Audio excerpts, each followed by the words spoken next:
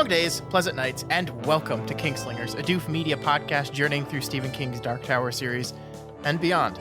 I am your host, Constant Reader Scott Daly, and joining me, as always, don't call him an alien, just a visitor from another planet. He's Matt Freeman. How's it going today, Matt?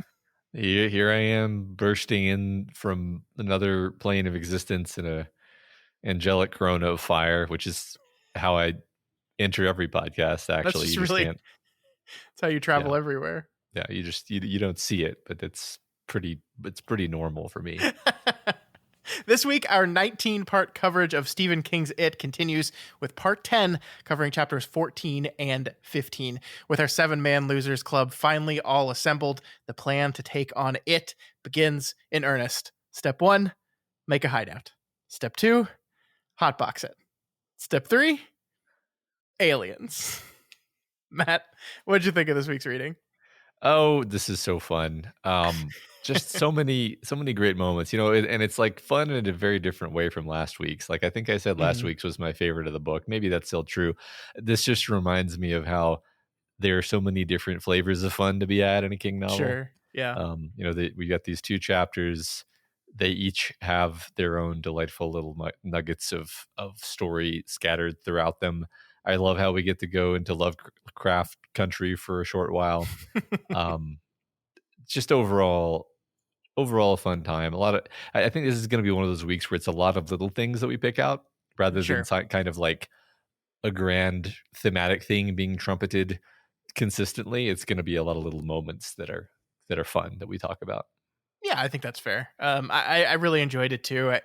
This smoke hut chapter is always such an interesting one, right? Because we'll talk about this, but like it definitely feeds you a lot of information about the world and the antagonist of the story, but also not too much actually. Like it is not a high exposition chapter, but it is giving you some exposition at the same time. Yeah, I guess I'll just briefly say what I'll probably repeat later. What did they learn exactly, right? Yeah. We don't know. And to what benefit was it? There's no answer to those questions. Yeah. Right. Yeah. All right. Let's get into it. Before we do that, we do just reminder on those announcements we've been talking about the last couple of weeks. The first is that the Do the King Thing 2 voting is still open. It's going to be open for a few more weeks over on our Patreon. So if you are a current patron, you can take a look at the 10 stories that Matt and I liked the most and vote for your favorite. Looking at the results right now, I know it's still early. We're definitely going to need to have like a runoff to kind of take all the most popular ones and then have everyone vote again. So that's definitely going to happen. So this will probably take a little bit of time, not near as much time as it took us, but it's going to take a little bit of time. So if you're a patron, you haven't checked out the stories yet, this is just your reminder to go do that. Yep. There's 10 of them, but they're all pretty short. So. Yep. And there's one more reminder of something you should go do if you haven't done already. And what's that, Matt? That's right. Please go fill out the survey about our trip to Bangor in mid-June, June 14th, 15th of 2024. Remember, go to doofmedia.com/Bangor survey and fill that out. And that will give us a better sense of how big this thing is going to be so that we can prepare properly. And if you're literally not intending on going, go ahead and fill out the survey because that information helps us too. It does actually. It does. Yeah. So thank you, those of you who have done that, and we appreciate it.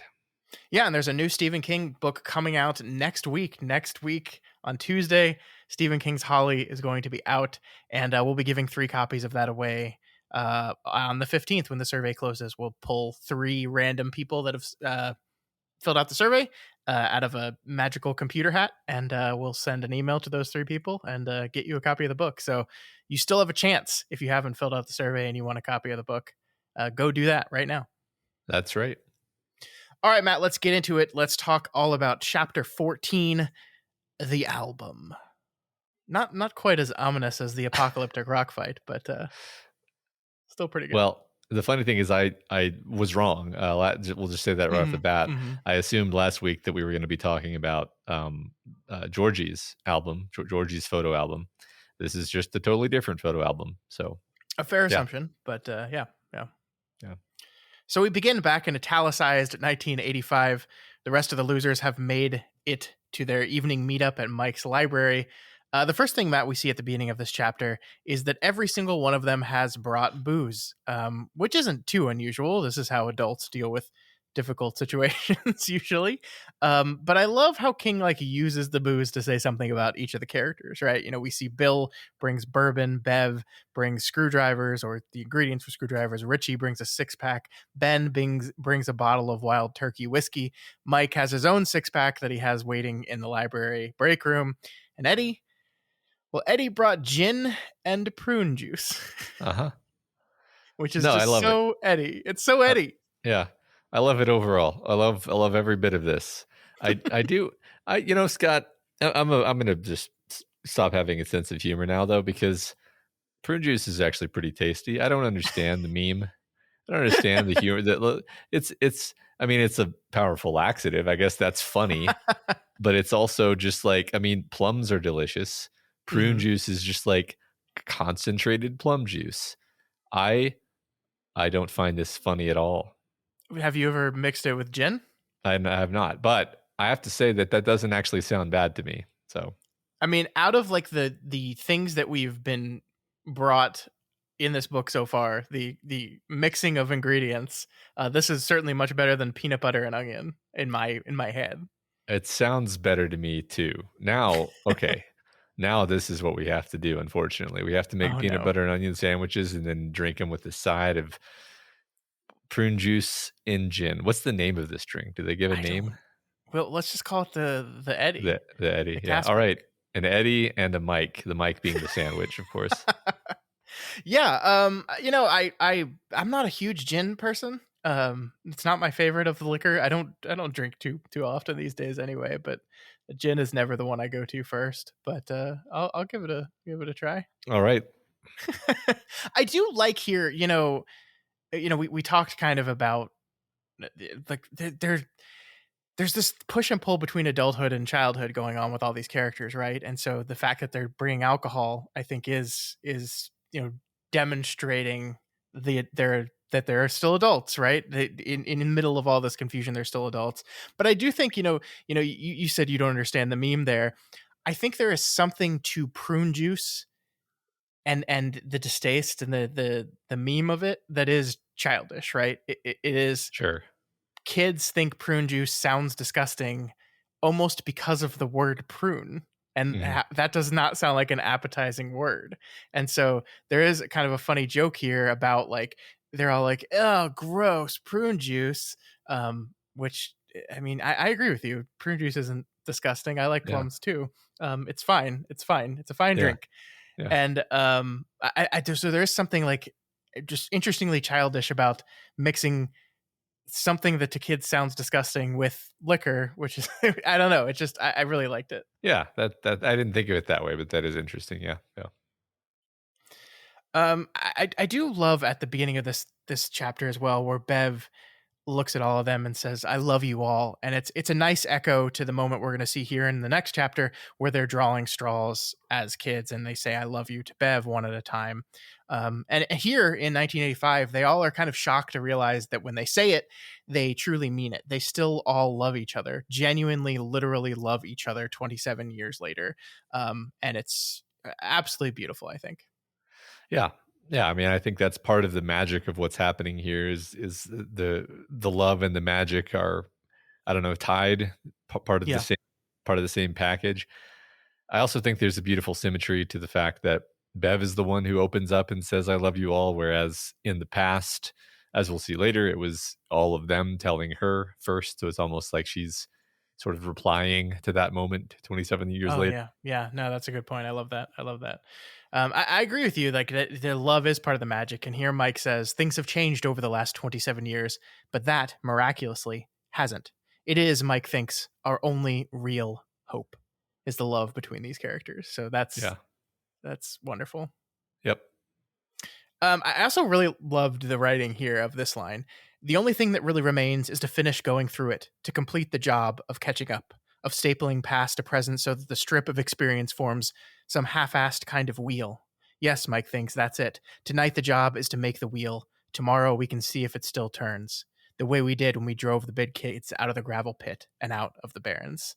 I just love that imagery of stitching the past and present together to create a strip into a wheel, and then pushing forward into actually testing this power that they feel that they've had. Yeah, it's a strange metaphor because you're like you're, you're like, okay, hold on, this is past and present. Okay, there's like a linear, and then you tape. Okay, so we're making like, and then it's the metaphors that it's going to turn.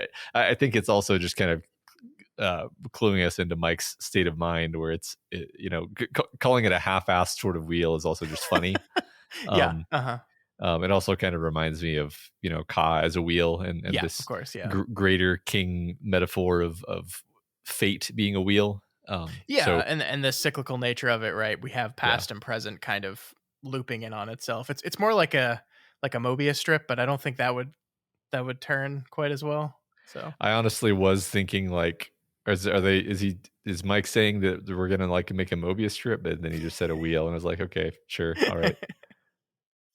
So they discuss if they've remembered all of it yet, and of course that they have not. They have not remembered everything about the past yet, but they have remembered more, about 2 chapters more to be exact. Matt, Hmm. they remember the smoke hole, they remember the album, and they remember what happens to Ben Silver Dollar when they went back to Neibolt Street. So we've got once again we're doing this really interesting thing where King is like telling us about the events that we're about to get into here.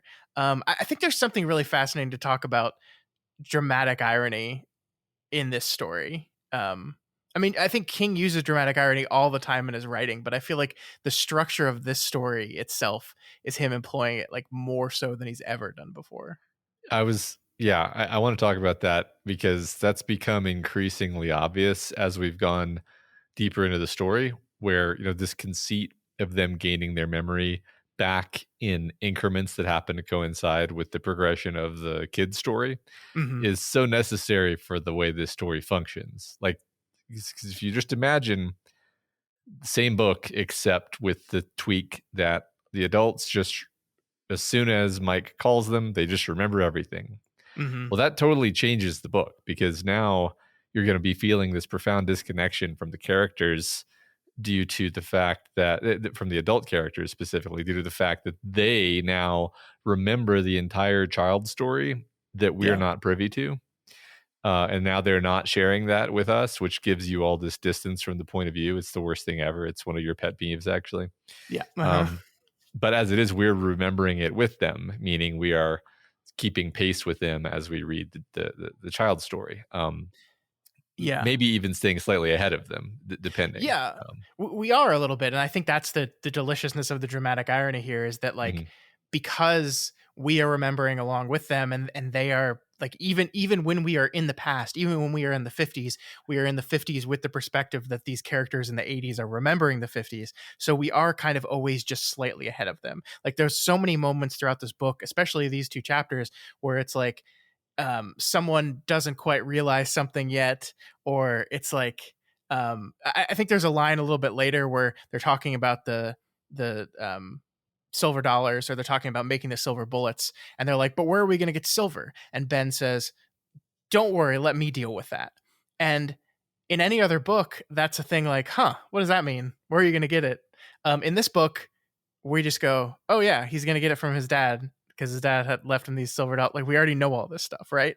And it's Mhm. just this really interesting structural thing where like we're always ahead of almost all the characters, sometimes all the characters, and it does, I think, make it feel like you said, like we're remembering along with them because they know some of this stuff already, and then we don't have to have those scenes again in the middle of the action where we see Ben go get the coins. He's probably just going to show up with the silver dollars next time we see him, and we will know where he got them from.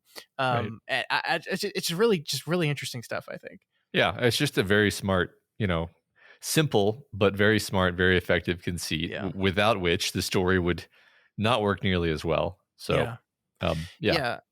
And we're going to talk about this when we get to the movies, but one thing the most recent films did, the choice that they made, is they basically carved the story up into the kid section and the adult section. So movie 1 is them as kids, movie 2 is them as adults. And like I understand that from like a movie structural perspective, but I really think it robs the story of one of the things that's most special about it, which is these two things being layered on top of each other, occurring simultaneously in the story. Yeah, that seems like a very strange choice. It just seems to totally change the way the story feels, Mm-hmm. and also, I mean, I I presume that, like, once we know the conclusion of the kid's story, then we're gonna kind of know the shape of the conclusion of the adult story. I'm guessing, Mm-hmm. obviously. So, like, having like telling us the whole kid's story and then telling us the whole adult story, I feel like there'd be a huge anticlimax to doing it that way. Again, I don't know this. I guess we'll see when we get there. But yeah, We'll that's see. such Yeah. a I knew that about the latest adaptation, and I just like as we get further into this book, I'm just increasingly like, wow, what a terrible decision that would be. Yeah, I agree, and I mean it's one of the 7,000 problems I have with the latest movies, but it's definitely worth talking about for sure when we get there. I'm excited to have that conversation with you once you've become an expert of this book, which All right, we're almost there. awesome. So before they can say any more, Mike heads to the break room fridge to get his six pack, and inside the fridge he finds Stan. Well, Stan's head stuffed with giant bird feathers. Stan's eyes are open and he starts talking, threatening. He says, "You can't win without me, Mikey." He says, "There's no sense in going up if you can't get back down, is there? No sense in going down if you can't get back up either. You'll never think of the right riddles and jokes. You'll never make me laugh, Mikey. You've all forgotten how to turn your screams upside down." And this is certainly a horrifying moment, right? It's one of their friends, someone that they loved. Their head is in a fridge talking to them. Um, but it does it does, Matt, strike me how much this is once again Pennywise the showman. Hmm. And again, it strikes me as maybe a window into perhaps the lack of his confidence here. Like if he's sitting here saying like, "Oh, you'll never think of the right riddles and jokes, you'll never do it, you'll never do it." If you were that confident in that, then this part of your plan wouldn't be necessary, right? Like it's like Right. he's trying to break them before that moment because he is not confident that he will win in that moment. Yeah, exactly. It's this once again seems it almost makes him seem weaker. Mm-hmm. Yeah, And it additionally seems to be giving them information that they didn't necessarily have. This idea that the goal is to like make Pennywise laugh, right? I mean, yeah, I guess they eventually get there with the Manitou stuff, or I guess that was what they talked about last. Was yeah, that last yeah. week or this week? Last week, Anyway, yeah, yeah, but like it's. I guess it could, to give Pennywise the benefit of the doubt. Maybe um, he's only telling them that because it's a false trail. I don't actually know. yeah. I don't Um, know. it's what I would do if I were an evil clown. But um, yeah, and also, it's also demoralizing. Like the idea of having it be um like I think this is actually effective. Like Sure, but having it be Stan's head in the fridge is way worse than having it be like a scary werewolf being in the break room or something. Because if it sure. were a scary werewolf in the break room, then Mike would just be like, scary, and then run, and then they'd be like, yeah, well, we've dealt with that before. But having Mm-hmm. it be this horrible graphic reminder that their friend Stan has been murdered, or has killed himself rather, is just depressing, and it just takes the wind out of your sails, takes all the joie de vivre out of this moment Yeah. that they are sharing together. No, I totally agree. Is there something perhaps more adult about this type of fear? Sure, yeah, Which is not to say like a kid seeing their friend headless in their fridge would not be scary for them, but like I feel like attacking them in their confidence is something that feels particularly adult to me. yeah, yeah. I think so. I agree with that. Cool. So Stan laughs, says beep beep, and then disappears. And there's a nice touch here that King does, Matt. When the head disappears, we hear a loud pop of air filling a suddenly vacated space, as if to say definitively and clearly to us that the head was real, that it was really here, that it was actually physically present in the world. This was a thing that existed in this world, because physics are operating on it. Um, and that's interesting, right?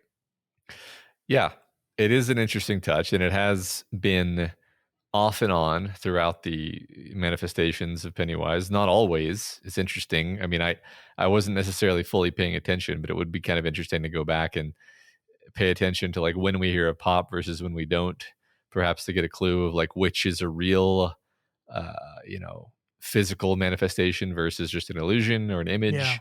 Um, that might be an interesting exercise. I'm sure someone has done that out there. Um, but yeah, I agree. I noticed the touch previously. I noticed that he does that. Yeah. It is a cool bit of tactile detail to put you into the scene. Well, and it begs the question, things like, the Beverly's sink, right? Hmm. That was blood that Bev saw, that no adult could see, and it certainly seems that was physically present in the world, right? And so I Hmm. think there's a comment here that blood from Stan's head was dripping down onto the bottom of the refrigerator, and Mike says something to the effect of, "Oh, it'll be fine though, because and no one's going to look in that fridge and see it." But it seems like it will still literally be there, right? Like physically actually be there, which is a fast, like, the book is making clear, saying things like these things exist. They are not just illusions. They are not just. It's just that only certain people can see them. There's, when we get to the album itself, there's pictures of Pennywise, and I think the one on VJ Day, they make special note to notice that the adults don't seem to see the clown in the photo, but they are walking around that space as if he's there. So like it is really this stuff exists physically, but it is just being pushed the periphery of people's perception. That's a good point. Yeah, it's good to let that sink in that it's not just like, oh yeah, he can project a hallucination into your mind, but Hmm. he's not actually there. It's like it's more complicated than that. Yeah. He's manifesting this stuff physically, which means it's physically dangerous. Yeah, It's not just about your mind and your belief. It certainly is that. I mean, we made it clear it's that, but at the same time, the stuff still exists. If right, your belief allows the manifestation of a werewolf, the werewolf will rip your head off because it physically exists. right. Yep. All right. So Mike calls the rest of them into the break room as he allows himself to take a trip back to July of 1958, 2 days after the 4th of July, as he head down to the Barrens. And Matt, this is where we get really, Mike met the rest of the losers at the rock fight, but this is really the true introduction of him into the group. And we talked a couple weeks ago about the potential complications of Mike joining a club, on account of the color of his skin and the fact that it's the 1950s. And I kind of love how King gestures towards the fact that this might be an issue. Like, right, he has Richie do his pickaninny voice right away. This obnoxious. I think he says, "Here come that black child again." And then we have this moment right here where Bill turns to Mike and says something. He says he sat up and looked at Mike with sudden starry interest. "Can I ask you something?" "I guess so," Mike said. He sat down gingerly. He had heard such prefaces before. The Denbrough kid was going to ask him what it was like to be a Negro. But instead, Bill said, "When Larson pitched the no-hitter in the World Series 2 years ago, do you think that was just luck?" And I love this because I think King is giving lip service to the idea that there might be some complication here between these white children and this black child. But then also, I think he's just saying, but they don't care. So Yeah, so the world might make an issue of this, but none of these kids are actually. yeah, yeah. I really wanted to talk about all this because it was very funny actually how this whole racial insensitivity angle with Richie is set up and emphasized so much in the book, and you're just like, oh, this is gonna, I don't know how this is gonna go, because we know they're gonna meet Mike eventually, and Hmm. Mike's gonna join them, and how's that gonna go? Is there gonna be some friction? Is there gonna be a hallmark moment where everybody has to learn from their mistakes? And like then it happens, and he greets Mike in the most shocking and inappropriate possible way, Yeah. Hmm. and Mike just kind of shrugs it off and doesn't even acknowledge it. And then, like, within a handful of pages, it is specifically Richie and Mike who seem to be like best friends out of the Yeah. group. Like, Hmm. they just hit it off. They give each other shit. They riff on each other's bits, Yeah. and and it's just delightful. And it's like, oh yeah, that's like how kids are actually. Yeah, and yeah, that's and how it actually kids made work. me remember like all these, like what my childhood was like, because I interacted with just a huge variety of kids when I was, because I lived overseas, and just Mhm. the places I lived, and just like that's it. It was actually just like, I don't care. We don't care about that stuff. Actually, we just want to play. We just want to Yeah. throw firecrackers and stuff. Yeah, and this Um, is why I think this is such a wonderful book to read as an adult, right? Because like mhm, I think you read this book as a kid and you probably don't pick up on the potential racial situations that King is laying down here because you mhm. just are a kid that do what all these kids do. It's just like, yeah, whatever, you're a kid, I don't care. Um, but reading as an adult, like I think King is aware of those things and he's putting those things in here intentionally for us to get nervous, I guess, about them. Yeah. And then kind of once again demonstrate the power and magic of childhood in that like none of this matters to any of them actually. And like it is really wonderful. Like it reminds me, again of Richie kind of giving giving Ben a hard time about his weight, a thing that we know Ben is incredibly sensitive about, right? And Mhm. yet in this group, it doesn't seem to matter actually. Yeah. Right. It's acknowledged and kind of gently made fun of in a way where it's like, we know nobody cares though. Like, Yeah, you know, we don't care, Ben. yeah, It's just, yeah. And it's the same exact thing here, really. yep, yep. I really love this too. Speaking of Richie, though, I think this is him making fun of Ben's plan to build the hideout. And Richie said, "God's sakes, Bill, I was just kidding. Sometimes you kid too much, Richie." Richie accepted the rebuke silently, which is just a non-Richie thing, and just like once again demonstrating the power and awareness of Bill, where he's just like Richie's fun to have around. He's great for a laugh. They joke around all the time, but like sometimes he does go too far, and that's where the beep beep thing comes from, right? Yeah. I just Yeah. love And his I think, ability to yeah. corral him.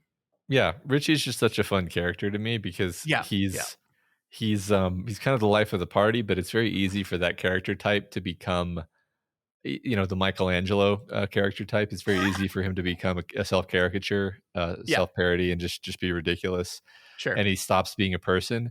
But Richie's a well rounded human being, and his ability to accept a, chastisement from the leader and just be like, yeah, okay, I deserve that, and not Yeah, and not have to like turn it into a joke. It's like, oh yeah, like I actually think Richie is a great character. yeah, He's one of my favorites of the crew. So, yeah. He is. I'm really loving him a lot this time. I don't mhm. think I ever would have put him in my like the top of my list of favorite of losers. Because he can be very grating sometimes. But yeah, this read is really making me appreciate him on another level. That like he definitely has that. He has those moments where you're just like, oh man, come on, this is awkward. Especially when he's doing the racist caricature type stuff where you're just like, oh man, come on. But Yeah, yeah, on top of that, I think is this really fascinating person who, I mean, we'll get into him a lot more this week, right? Because he's going to be kind of our main guy going into the whole Pennywise vision. yeah, exactly. So Mike asks what they're doing, and they explain that Ben had an idea to build, well, okay, dig out a clubhouse. It's so funny in retrospect, Matt, that this becomes obviously just them building a smoke hut for the ritual. Like that's what it was originally and always supposed to be. But it does seem like a perfectly logical conclusion for a few kids to make, right? It's like, well, we want to build a clubhouse. We can't build a treehouse. So let's just dig into the ground and build it that way. I think this is like one of those things that I just remember being a kid when I read stuff like this, and I remember like having really ambitious ideas like this. Oh, we're gonna build this and do, but like the difference between real children and the losers, I think, is that we would never actually possess either the skill or the patience to see something like this done. The losers, of course, do, and they build their clubhouse. But I don't know. There's something incredibly relatable about the idea of doing it. Just I never would have been able to follow through. Yeah, yeah, yeah. Mainly the patience. I agree. I can imagine me and my friends like starting to dig such a thing and then getting bored after like half an hour, Yeah. or possibly hitting the water table immediately. and being like, oh, huh. Whereas, like, that's kind of the thing about Ben, is that if Ben is going to spearhead a project like this, he's going to be like, well, let me just take a little quick topographic survey and make sure that we're nowhere near the water table. All right, yep, Hmm. we have clearance here. The sediment is of a nature that we're definitely, yeah, okay, we're good. Yeah. Because that's who Ben is. Yep. Yep. No, I totally agree. Speaking of Richie, though, we just talk about how the ways he can be annoying, but also the ways in which he can just be absolutely delightful. And this is one of those ways where he just, as you said, just like injects energy into a scene. I love this particularly. Richie immediately began to crawl towards her on his hands and knees. I love you, Bevy, he said, making dog's eyes at her. Will you marry me? We'll live in a pine-studded bungalow. A what? Beverly asked, while Ben watched them with an odd mixture of anxiety, amusement, and concentration. A bung-studded pinelo, Richie said. $5 is enough, sweetie. You and me and baby makes 3. I just love bung-studded pinelo. I'm such a Uh-huh. child. No, it's all very sweet and fun. Hmm. And this is like why Richie kind of grows on me, is these a lot of these scenes of like the kids just being sweet and funny and delightful Yeah. kind of Hmm. center around the energy that he injects into these situations. Hmm. I also just adore the description of Ben's reaction. It's just so, it just creates the perfect picture in your mind. Yeah, especially the concentration, like an odd mixture of anxiety. Yeah, that makes sense. Amusement. Yeah, that makes sense. And concentration Uh-huh. just is the icing on the cake, I think. Yeah, like this is definitely holding his entire attention. Yeah. Yeah. With that out of the way, the losers began to break ground, not just on the hideout, the book says, but on Operation Kill It. It's a good band name, Operation Kill It. Yeah. Let's do it. After after letting Mike officially and formally into the club, they began to share their stories of the clown and the monsters it transforms into.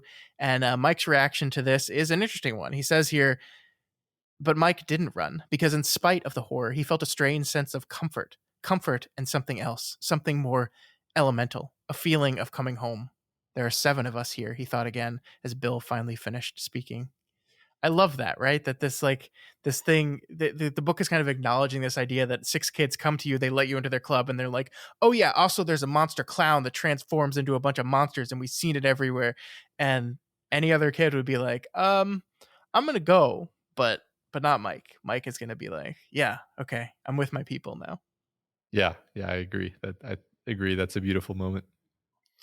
And Mike has seen the clown as well, Matt. He tells them that he actually saw him just 2 days ago on the 4th of July, just like hanging out in the middle of the 4th of July parade, just handing balloons to people like some sort of normal clown. Yeah, as if he just is a clown. It's Yeah. like the first time we've seen him being a clown, you Hmm. know? I mean, acting as a clown, right? Yeah. And again, like you mentioned a minute ago, all the other kids could see him as well, not just like the Hmm. sort of primary target. Um, and the adults avoided him even though they couldn't see him, meaning he was there in some sense. Yeah. Also, just kind of interesting that it's the 4th of July because I don't know, ever since The Shining and that whole thing, I keep thinking about how like we're, weirdly peppering in like America symbolism into or juxtaposing America symbolism with like nightmare horror imagery. I don't know what we're saying with it, but it's definitely there. We talked last week or the week before maybe about the idea of there being like everything centering around this war memorial and the trauma Hmm. of war, and that being tied with this, you know, um, somebody made the comparison with the bird being like an eagle, like an American eagle. I don't know. Yeah. Yeah. I don't know what I'm saying here. It's just kind of stuff that it's the 4th of July, you know? Yeah. Yeah. It's American independence, and here in the middle of it is a monster murder clown from evil dimension, Uh-huh. just hanging out, handing out balloons to kids and making Yep. people uncomfortable. Yep. Yeah, I think there's something there to that image for sure, that Pennywise chooses this day not to hunt really, but just to be out there and Yeah. show that he is as much a part of this town as anything else. Sure. I like that. Yeah. So Mike also tells him in this moment that he recognized it both from the pictures he's seen in his father's photo album, which he will bring for them to look at later, but also recognized it via the bird he saw at the ironworks, and then gets to relay that story to them. We move on from here later to the group splitting up a little bit. Ben, Richie, and Bill are heading towards the library to research something. We'll learn a little bit later. This is how to make silver bullets. You just go to the library and research how to make bullets. Uh-huh. There is something like adorably childish about this, right? Like the idea that like we're going to make silver bullets to defeat the monsters. And like in any other story, I'd be like there's no fucking way this will work. But in this story, it's almost because it's such a childish idea that it will work. Yeah, exactly. I totally would have been like, yep, the library, that's the place to go. Totally believable to me. Yeah. What book do you look up in the library? Do you think I could go to my local library right now and find a book on how to make bullets? I mean, maybe, you could maybe find a bullet about like a book about blacksmithing. And Yeah. then like, that's the thing about, I think we were born like just too late to really become good at the idea of using a card catalog or Dewey Decimal System or any of this stuff. Like, I'm aware of their existence and may Uh-huh. have been taught how to use them once, but Yeah. never made a habit of it and never got good at it.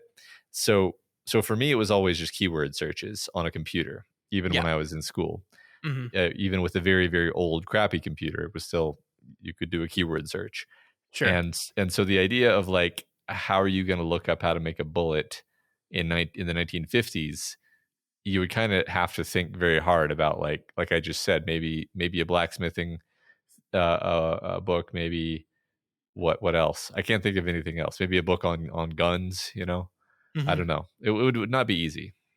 It would not, for certainly. It'd be super easy these days, but you'd immediately get put on a list somewhere.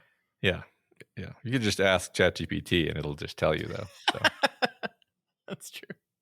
Still put you on a list though, probably. maybe, yeah. I don't know. Probably. I really like this line, though. That's the kicker, Richie said. It's like some comic book villain, Lex Luthor or the Joker or something like that. It always leaves a trademark. Bill nodded thoughtfully. It was like some comic book villain. Because they saw it that way? Thought of it that way? Yes, perhaps so. It was kid stuff, but it seemed that was what this thing thrived on. Kid stuff. Which is a really interesting idea, right? We've kind of joked around a few times about the absurdity of like, why would it transform into a giant bird, but then also have recognizable clown palms on its tongue? Yeah. And the answer is from a dualistic sense, so we always know it's the monster. But like there is a Watsonian reason for it, and it's because, well, that's what kids would think it would do, right? Yeah. And so it does. Yeah, I still don't know why. Like, why is it limited in this way? But yes, that appears to be true. Yes. And on top of that, we have this really interesting part where Stan takes Bill aside and suggests that now that Mike has shared the bird story with the rest of the club, any of them could possibly see it when confronted by Pennywise. That this is kind of now a shared fear of them, and the assumption there is that same with the mummy or the leper or any of the other monsters any of them seem, once they have shared that with the group, then it becomes kind of fodder and ammunition to be used on any of them. And it's interesting that this comes from Stan. Like I'm really almost equally fascinated by this kind of wrinkle in the Pennywise rules, as it were, as I am the fact that it was Stan the one that noticed and suggested it. Mm-hmm. Sure. Yeah. I mean, a couple things jumped to my mind actually. The first of which is like, would this even be true if Stan didn't say it? Like, is Pennywise so governed by belief that believing that you might see the bird now means that you will see the bird? Mm-hmm. Or is Stan just making a correct observation that indeed Pennywise can take the form of any particular thing you're afraid of, and if you are afraid of a giant bird, then he can take the form of a giant bird. Yeah. It's very interesting that like whether Pennywise is the werewolf or the mummy, I would be like, I mean, both of those are sort of the same level of bad Mm-hmm. in the sense that they're like a large adult man and thus dangerous. Uh-huh. But giant bird is much more dangerous than either of those things. Sure. Unless, of course, you happen to be in a location where you can easily climb into a little tube Yeah. like Mike was. Fair. Yeah. So it's just interesting that the sort of limits and strengths, like if you're unlucky enough to be scared of something really deadly, then does Pennywise just have an easier time killing you? These are questions that I don't know the answers to, obviously, but Yeah, and this might be like we're trying to put up too many rules and restrictions and sure, walls on what is essentially magic. Which is my way of saying I'm not sure I know the yeah. answer to those And questions. and of course it's, Stan who makes the observation, who, much like us being adults, is trying to put is himself trying to put too many rules and Yeah, yeah. restrictions, and logical adult rules brain applied to something Mhm. that actually, like, I think the book is leading us in the direction of like the way to beat Pennywise is to maintain that childish mindset of Mhm. fluidity and not sort of like formalize the rules. Yeah, I think we'd be dead, you and I, if we Yeah. I think we'd like die discussing the limits of Pennywise's power. Yes, exactly. We I we would refuse to say the word Pennywise for yeah, right. literally as we're getting eaten, we would be like, I don't think he can really do this. Yeah, Seems against the previously established yeah, rules. right. I'd be Um feeling for the zipper. Yeah. I do I do think there is something to there's just generally the idea that this is how fear propagates, just like if we take a step back from this thing, the idea that, oh, I've shared the story with them now and now they can see it, is just, oh, this is how we share fears with each other, right? Like, Mhm. I was not afraid of a mummy until you told me a scary story about a mummy, and now I too am afraid of a mummy. um and same thing with a giant bird, same thing with a leper. Like, this is just kind of how that works, right? Yeah, And so this could just be the kind of literal manifestation of the central idea of how we, as people and especially children, like, spread fears amongst each other. yeah. I like that a lot. So a week later, Mike returns to the Barrens, once again greeted by Richie doing a voice. This time, fortunately, it's just his offensive Irish voice and not his offensive black person voice. The work on the clubhouse is going well, and we learn that Mike owes 23 cents for his share of the hinges for the door that will make the trap door, which he coughs up basically without questioning it, which I think is a little interesting note here. Despite him obviously having way less disposable income than the other kids, yeah, he just pays it without comment. Yeah. Yeah. I love the idea of just that, like, they just all talk about this. We're going to make this clubhouse. Everyone has to chip in for the hinges. Like, we're all going to split it equally. And Mike, who's been like a member of this club for like a day, is just like, no one complains about that. No one whines about having to pay. Like, they all just do it. And they're just like, Mhm. yeah, okay, seems fair. Yeah. It's really interesting. Yeah. It is, it is. It's also kind of funny how the hinges are a thing in the first place, like, 'cause part of me is like, "Okay, you found, a bunch of scrap wood and you dug the hole yourself, but it has to have hinges, huh? You can't Well, just yeah, have like, it you can't just lay a board on top of it." but it's a mahogany door, Matt. It's a It's mahogany door. mahogany. Like, and I'm not just joked, like, this isn't just, like, me doing a bit about how it's silly that they needed hinges. Like, I think they I think it's important that this be, like, a well-made clubhouse to Yeah, them. yeah, Like, they wanna even if it's just a smoke lodge and not actually a clubhouse, it's important that it be a sort of place of pride and genuine belonging for them, which means, yeah, of course it's gotta have hinges. Are you kidding me? Yeah. yeah. To the point where they use their precious little money towards them. Yeah, I think you're Yeah. right. Right. So as they're working, Richie begins talking about what else? Rock and roll. And he turns to Mikey, and turns out Mikey knows a little bit something about rock and roll as well, listing off all his favorite rock and roll musicians. His are, of course, mostly, or I think entirely, black musicians. And Richie knows very few of them, actually. I Mhm. think he says, "You lost me after Little Richard." But Richie responds by singing a song by Jerry Lee Lewis, who is white, by the way, and causes everyone to just burst out laughing. And we get this exchange, which I had to bring up because of something you said a few weeks ago. "Oh man," Mike said, and now he was laughing so hard he could barely talk. "That was priceless. I mean, that was really priceless. Negroes have no taste," Richie said. "I think it even says so in the Bible." "Yo mama," Mike said, laughing harder than ever. When Richie asked with honest bewilderment what that meant, Mike sat down with a thump and rocked back and forth, howling and holding his stomach. "You probably think I'm jealous," Richie says. "You probably think I want to be a Negro." Now Ben also fell down, laughing wildly. His whole body rippled and quaked alarmingly. His eyes bulged. "No more, Richie," he managed. "I'm going to shit my pants. I'm going to die if you don't stop." So yeah, Matt, talk to me about this. This is fascinating little exchange here. Yeah, well, yeah. So we talked last week about how Richie is enamored of these rock singers and may, in fact, wish that he was black, or at least Mm-hmm. is fascinated with the culture. And uh, again, I'm going to harken back to what we said a minute ago. I think the fact that such a potentially fraught exchange is basically just turned into this massive joke for everyone involved Yeah. is core to what this book is doing and saying about the nature of childhood. For kids, like it's not like race doesn't exist for children, Mm-hmm. but for children, it's like your perspective as a child is like, man, it's really stupid that the adults arrange the world this way. They've made it very convenient. Anyway, do you want to go play fireworks? Like that's and that's what's happening here Yeah.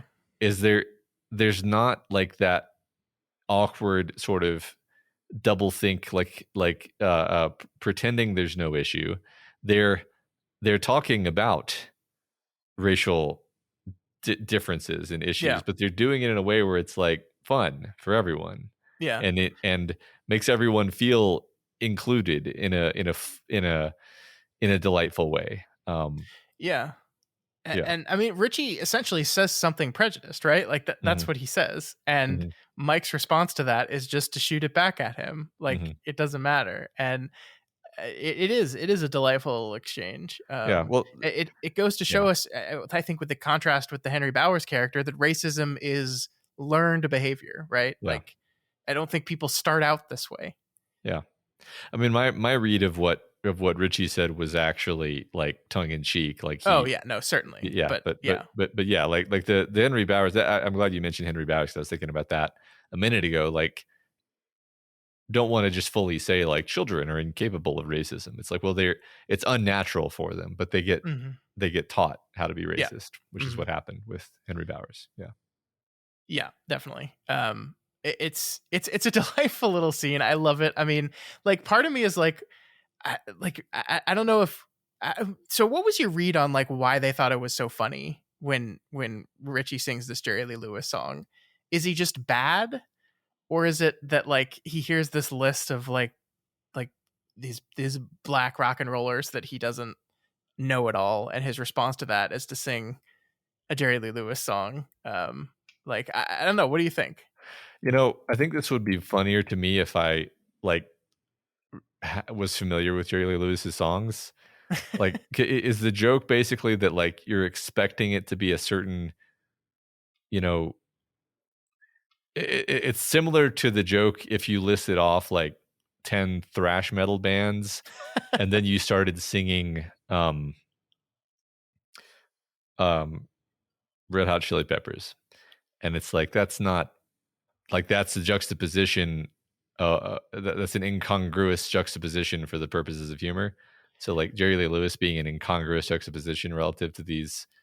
Yeah, maybe like his style of music is different. I don't know. Like I don't I actually get it. I don't get the joke, Yeah, to be I honest. mean, Jerry Lee Lewis to me, like especially the song that Richie is singing here, is like quintessential '50s rock and roll to me. Like, Mhm. if you go and listen to this song, like it will sound like what you expect '50s rock and roll to sound like, pretty closely. And it is perhaps like a very white sanitized version of rock and roll. I don't know. I think it's just kind of funny that like Richie's talking and then Mike just lists all these people, like he just like a long list of these rock and roll people, which Richie knows none of them basically except for the biggest ones. And then his immediate response to that is to just start singing a song that was not on Mike's list at all, or an artist that was not on Mike's list at all. And it's just silly. It's just silly. I think once again we're trying to like rationalize just an absurd child exchange that doesn't make a lot of logical sense to it. Yeah, I have to say it didn't really bother me that I didn't like get the joke, because I Yeah, just me kind of neither. figured like they're kids and they're it's not about the joke. It's Yeah, about the yeah. context. But it makes them laugh. And we see here, I love how King writes about their laughter. It was a young sound, penetrating, lively, vital, unsophisticated, free. Almost every living thing within range of that sound reacted to it in some way. But the thing, which had tumbled out of a wide concrete drain and into the upper Kenduskeag, was not living. And once again, King does it there, right? Where we have this beautiful moment of silly children laughing, vital, unsophisticated, free, and we have to introduce into it the horror of reality that there's a kid that has just floated out of a drain and is not going to be found for another day or so. Mhm. It's just he loves to do this every time there's these moments. He's got to remind us, no, there's still this stuff going on. Yeah. Yeah, I was wondering if there's meant to be a connection between these moments, like did the power of their laughter free his dead body? I don't really think that's the case. It was just a thought I had. Hmm. Um, Mm-hmm. but yeah, I do agree that King loves to remind us of the genre of story that we're in, or more, I think more specifically, what it is it's tone control, Yeah. where you actually like tone is one of the hardest parts of writing. It's very easy actually if you're writing something funny to kind of get sucked into the this is just a funny silly thing tone, Mm-hmm. because that's fun to write. Yeah. And so I think I think King recognizes the importance of maintaining control over the tone of the story that he's telling, and bringing you back to the intended tone after something silly has happened. Yeah, I like that. I think you're right there. I also think there's something to the idea that this is like a lot of this book is about adulthood and the reality of the world like encroaching upon the lives of these children. Like we've talked about so much how they're in the middle of this transition from childhood to adulthood, and they're on this threshold. And like we see here, this beautifully innocent, wonderful, childish exchange that shows the simple innocence of people that in a world that would look at the friendship between a white kid and a black kid and be angry about it in some stupid way. They don't care about it. It's beautiful, it's wonderful, it's silly. And then here's reality encroaching upon it. It's just constantly being their childhood is being attacked from all sides. I like that. So Bill and Eddie show up with some more boards for the clubhouse, and Eddie starts talking about the dangers of tetanus. And I love, Matt, how Eddie both says within sentences of each other that there is no cure for lockjaw, while also simultaneously saying he had to get a tetanus shot once. hmm It's just delightfully Eddie. But just in spite of all this, he does say that he went and got the boards because it's worth the risk. He says some stuff has to be done even if there is a risk. That's the first important thing I ever found out. I didn't find out from my mother. I love that. Yeah, me too. It's such a Cormac McCarthy sentence too. It's a great Yeah, no, sentence. that's perfect. That's perfect. That's perfect. Yeah, and I mean, it shows. Like, I think there is this really. I mean, the thing like that was kind of we were defined with Eddie from the very beginning, and the thing that he's been battling with throughout this entire story is this idea of both knowing that his mother is bad for him, but also deeply loving her and basically allowing her to frame his entire existence. And so it's good to have moments in the story because we haven't focused on Eddie very much lately. And this central conflict really. And so it's good that we have moments like this in the story that remind us of the central push and pull, and that Eddie is on some level aware that there are things in this world that he can learn and do that are outside of the control of his mom and what she wants. It's just good to kind of remind us and refresh our memory of this kind of stuff. No, you're totally right. I mean, um, it's been so long since we really kind of had a check in with Eddie's sad existence, that Mm-hmm. I do honestly, need to be reminded of these things sometimes. Mm-hmm. It's one of the things that happens when you have a book this long. Like, I think there's so many advantages to having a book this big, in that we can spend a lot of time in the silly childhood moments like we've talked about, and we can live in those moments repeatedly and enjoy those moments. But yeah, sometimes your character arcs have to arc over so many pages that you do have to have little check-ins with them every so often. Yeah, I mean, another thing that we've talked about obliquely, but I don't know if you ever really mentioned specifically, is how much harder it is to write a story that has, 7 main characters. Yeah, yeah. It's not that rare, but nor is it common. Usually you Hmm. usually you have, maybe 3 like real main characters, and then you have a, sideshow. But this is like everybody in this story is important. Um, you Yeah, know, so the only one who gets sort of sidetracked maybe is Stan, for obvious reasons. sure, Um, sure. but it's just harder. Yeah. Yeah, well, and the book is like kind of aware of the fact that characters, if you're going to proceed with this idea that we have 7 main characters and we're going to spend time with all of them, some are going to have to fade to the background in some parts and come to the foreground in some parts, and that's something that you're going to have to do. And I think King is doing a really good job of managing this. We were complaining a couple weeks ago about how we had a Mike section of a chapter and it got taken over by Bill, and then was that followed up with? It was followed up with a lot of Mike centric stuff, a lot of it. And it's like the book knows that it's a King is keeping track and doing, and then again doing stuff like this where Eddie hasn't really had much time to shine lately, but we do this little check-in with him here. Yep. Yep. It's hard to do. Like, I can't even fully emphasize how difficult of a thing this is to manage. It's a lot of spinning plates at the same time, and the fact that he it works largely in this book, I think, is pretty phenomenal. I agree. So after a lively conversation about how cancer is caused by not properly shaking pee off your penis, I love these kids. It's true. Very tragic. Yeah, it's awful. Mike breaks out the photo album that he brought to show them all. And we look through it and see all the way back over 200 years ago a woodcut picture of a funny man with tufts of orange hair over his ears entertaining some kids. We move to 1856, a political photograph with a clown in the background playing a shell game. 1891, the opening of the ironworks off to the left, a clown doing a handspring. 1933, the repeal of our anti-alcohol amendment. The clown is there again. And 1945, VJ Day, once again, the clown is there, a quote, seeming to suggest, at least to Bill, that nothing was over. No one had surrendered. Nothing was won. Nil was still the rule. Zilch still the custom, seeming to suggest, above all, that all was still lost.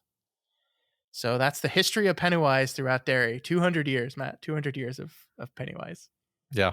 So do you think adults who look at this photo album just don't see the clown? Because I feel like if Mike's dad was flipping through this photo album and if he could physically see the clown, then he'd be like, the hell?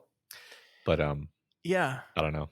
I kind of do. I think, the 45 picture, like we already mentioned, as it starts to move here in a second, they do observe that it seems like nobody in the picture sees the clown, and I think, to me, that's also maybe a representation that nobody's seeing the clown when looking at the pictures either. He's Yeah. always off to the side, right? He's always Right. like not in center frame. It's not a picture of the clown. It's a picture that contains the clown in it. I think the only exception to that is the first one, from the 1700s, the woodcut. I think that's the only one that is seemingly a photo of him.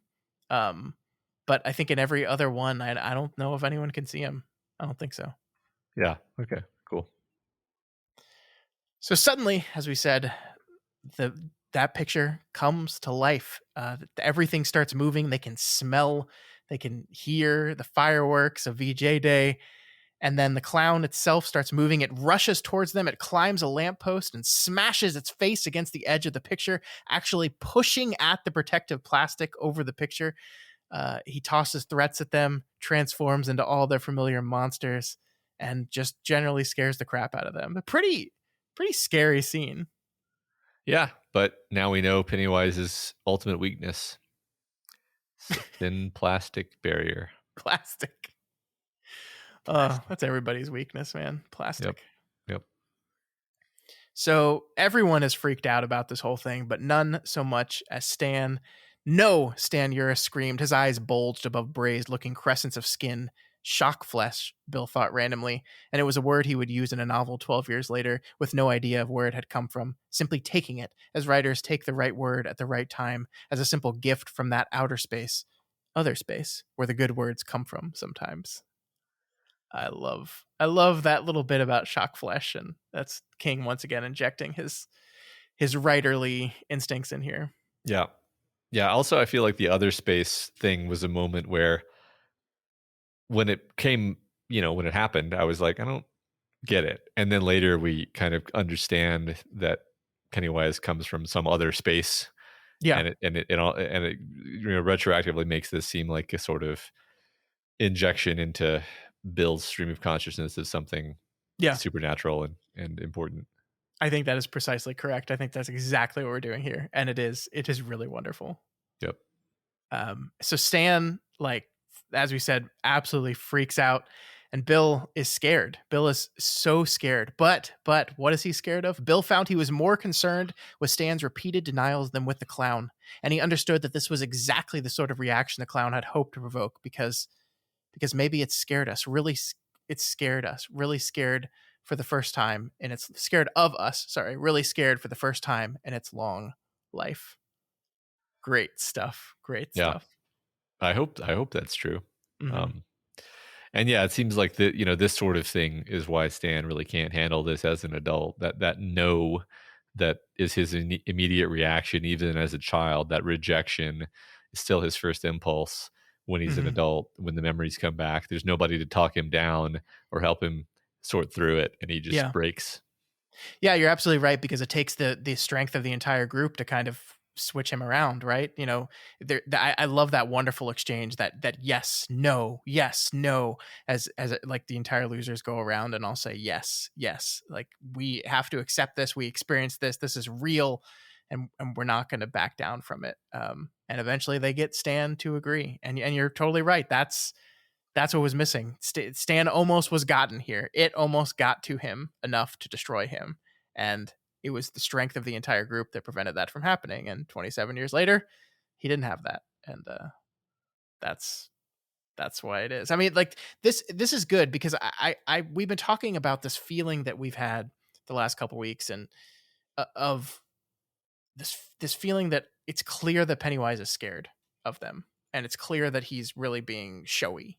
I think it is good in this moment to have a reminder.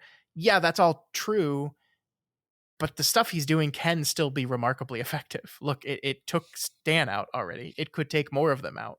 Um, it's horrifying. Yeah, exactly. Just the fear of it. Yeah. Mm-hmm. And our chapter ends here with this, probably one of my favorite paragraphs in this entire book. I love this so much, Matt. I'm going to read it. We can talk about it. He saw the gratitude in their eyes and felt a measure of gladness for them. But their gratitude did little to heal his own horror. In fact, there was something in their gratitude which made him want to hate them. Would he never be able to express his own terror, lest the fragile welds that made them into one thing should let go? And even to think such a thing wasn't really fair, was it? Because in some measure, at least, he was using them, using his friends, risking their lives to settle the score for his dead brother. And was even that the bottom? No, because George was dead, and if revenge could be extracted at all, Bill suspected it could only be extracted on behalf of the living. And what did that make him? A selfish little shit waving a tin sword and trying to make himself look like King Arthur. Oh Christ, he groaned to himself. If this is the stuff adults have to think about, I never want to grow up. His resolve was still strong, but it was a bitter resolve. Bitter. Holy shit. Yeah. Like, this man can write. This, like, not every sentence King strings together or paragraph is great. There's some clunkers in there every so often, but then he writes something like this and you're like, holy shit. And it's such an adult line of thinking that Bill has right here. And he acknowledges that, right? Like, if this is the stuff the adults have to deal with, I don't want to do that. This is a level of maturity from this guy that I don't think we've seen in him before. Yeah. Yeah, and yet it still feels like a thought that a 11-ish-year-old would be capable of having. It's just at the, Sure.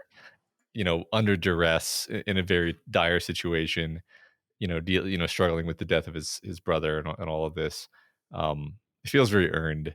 I agree with you that like the best, my favorite of King's writing is when he's sort of writing a character working their way through something or thinking through Hmm. something in this sort of way where I've complained sometimes about how I don't feel like the way some authors write interiority is really, I don't know, relatable or Hmm. correct. Maybe I don't know. Maybe some people's minds work differently than mine.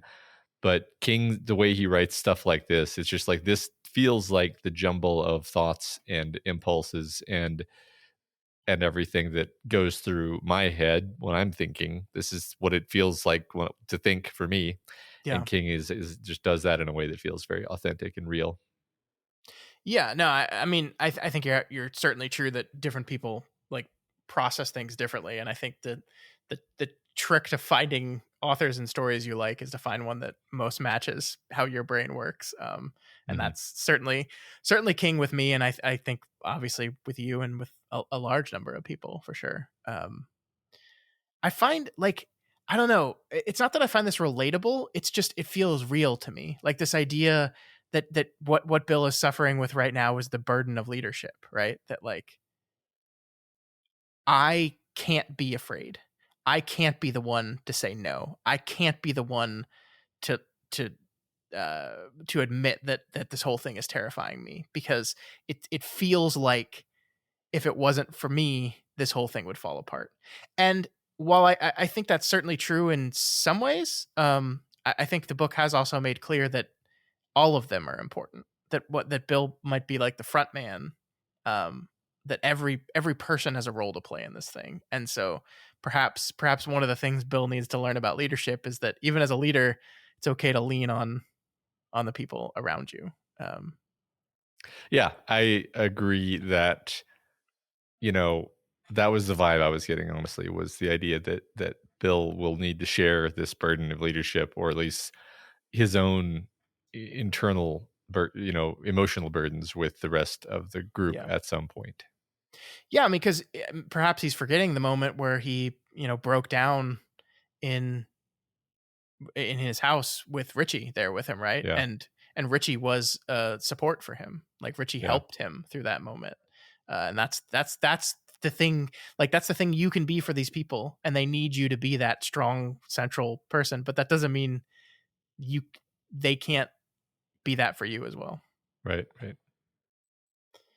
All right, so let's move on to chapter 15, The Smoke Hole. Chapter 15 is a Richie chapter, and we pick up right where we left off in 1985 with the losers reeling at Pennywise's refrigerator introduction. But Matt, despite the fear, Richie feels pretty good right now, actually. And we begin talking about energy. We see here it says energy you drew on so extravagantly when you were a kid, the energy you thought would never exhaust itself, that slipped away somewhere between 18 and 24 to be replaced by something much duller, something as bogus as a kokai. Purpose, maybe, or goals, or whatever rah rah junior chamber of commerce word you wanted to use. It was no big deal. It didn't go all at once with a bang. And maybe Richie thought that's the scary part.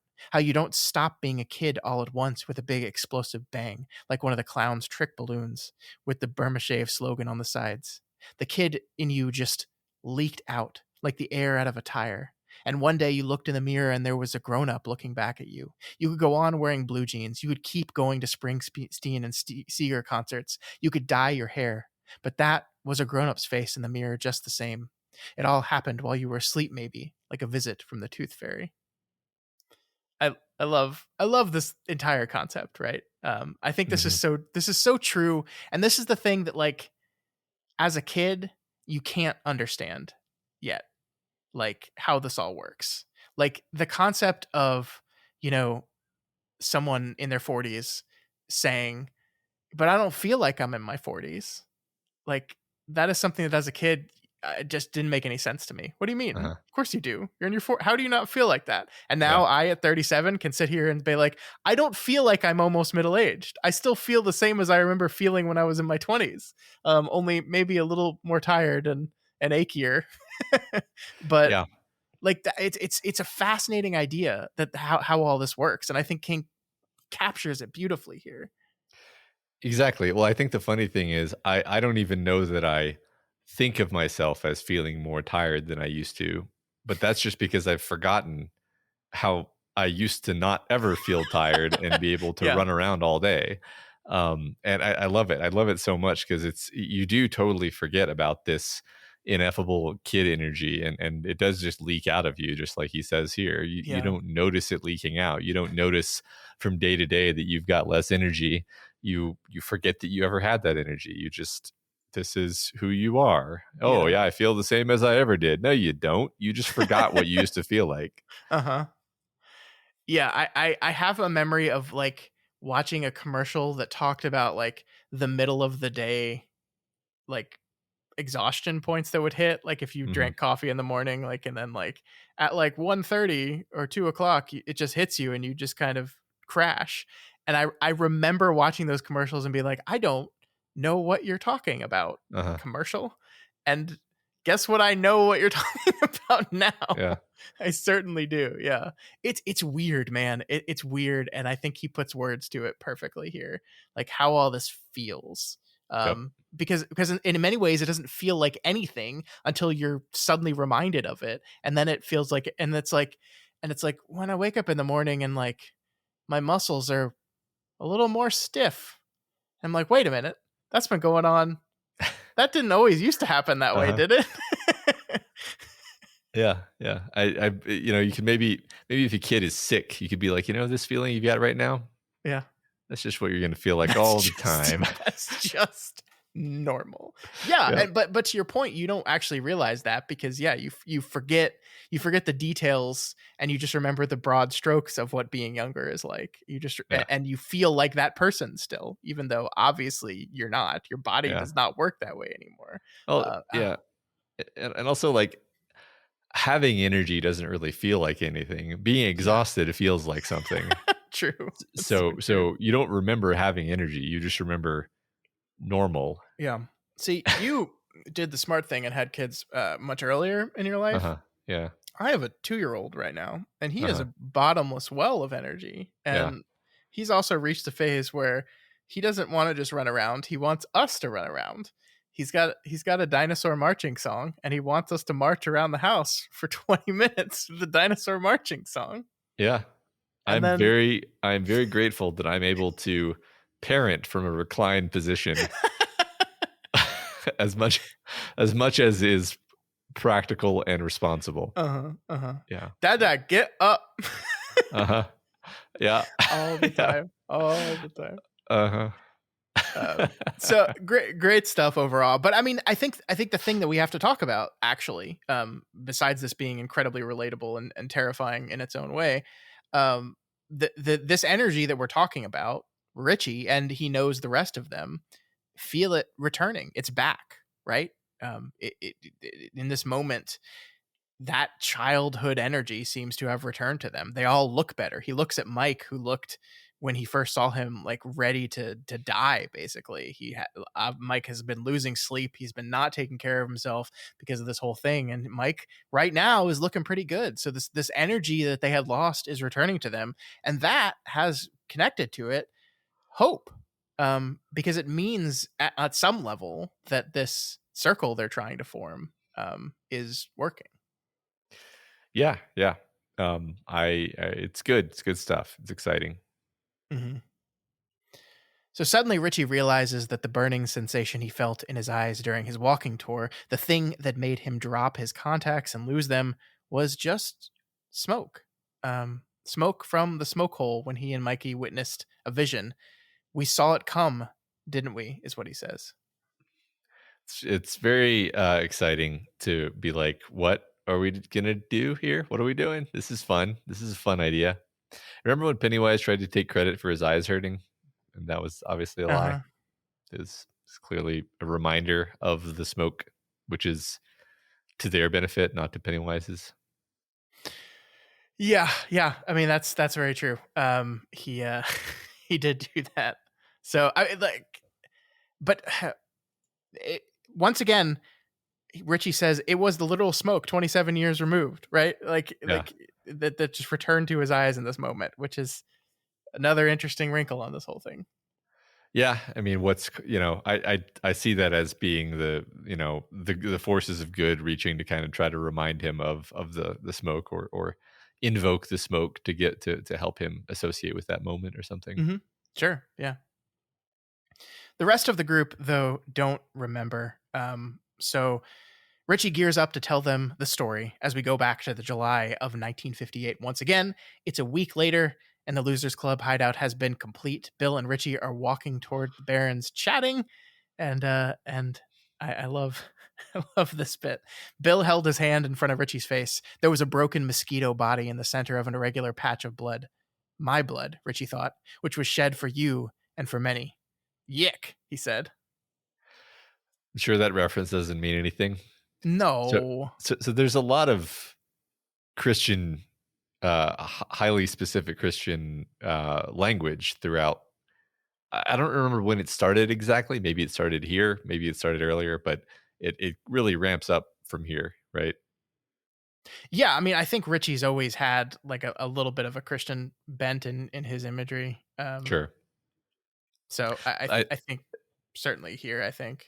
Yeah, I just think there's more of it in this chapter, specifically. But yes, I agree. Yeah.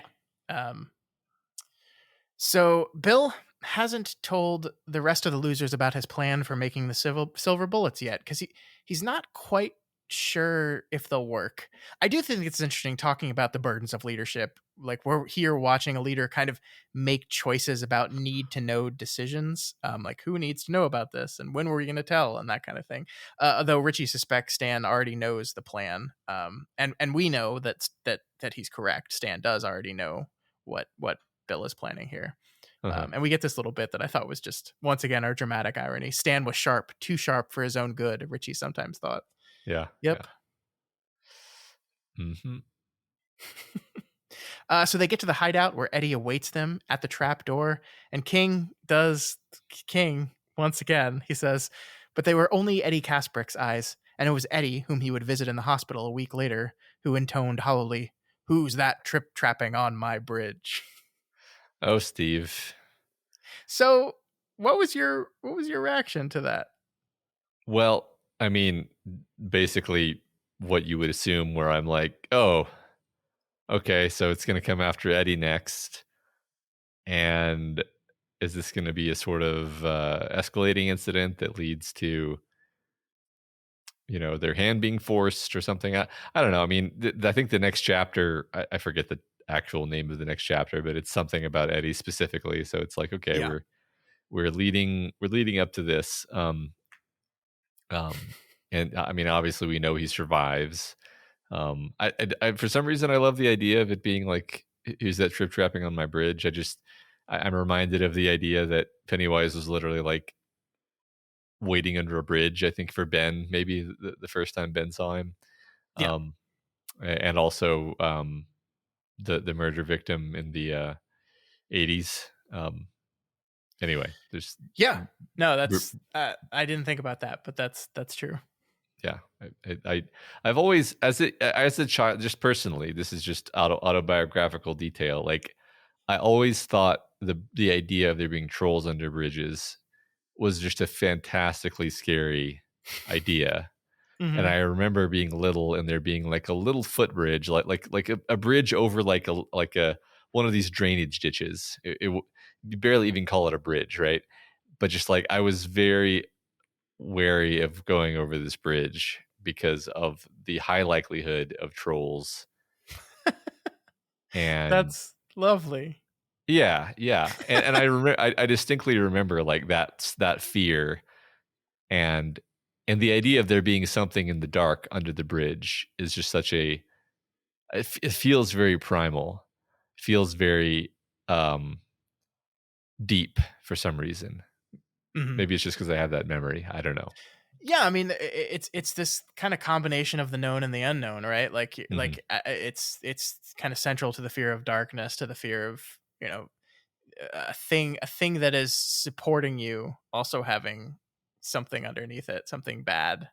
Um, Yeah, like I wonder if it comes from just like a general fear of like crossing water is scary and bridges at the like we're not we're not great to begin with and they've gotten better, right, like over time, but like that the idea of crossing a bridge was inherently risky, and then maybe it's like maybe. some primal thing that comes from that. I don't know. I also I remember being scared of like caves or even like the hollows in trees.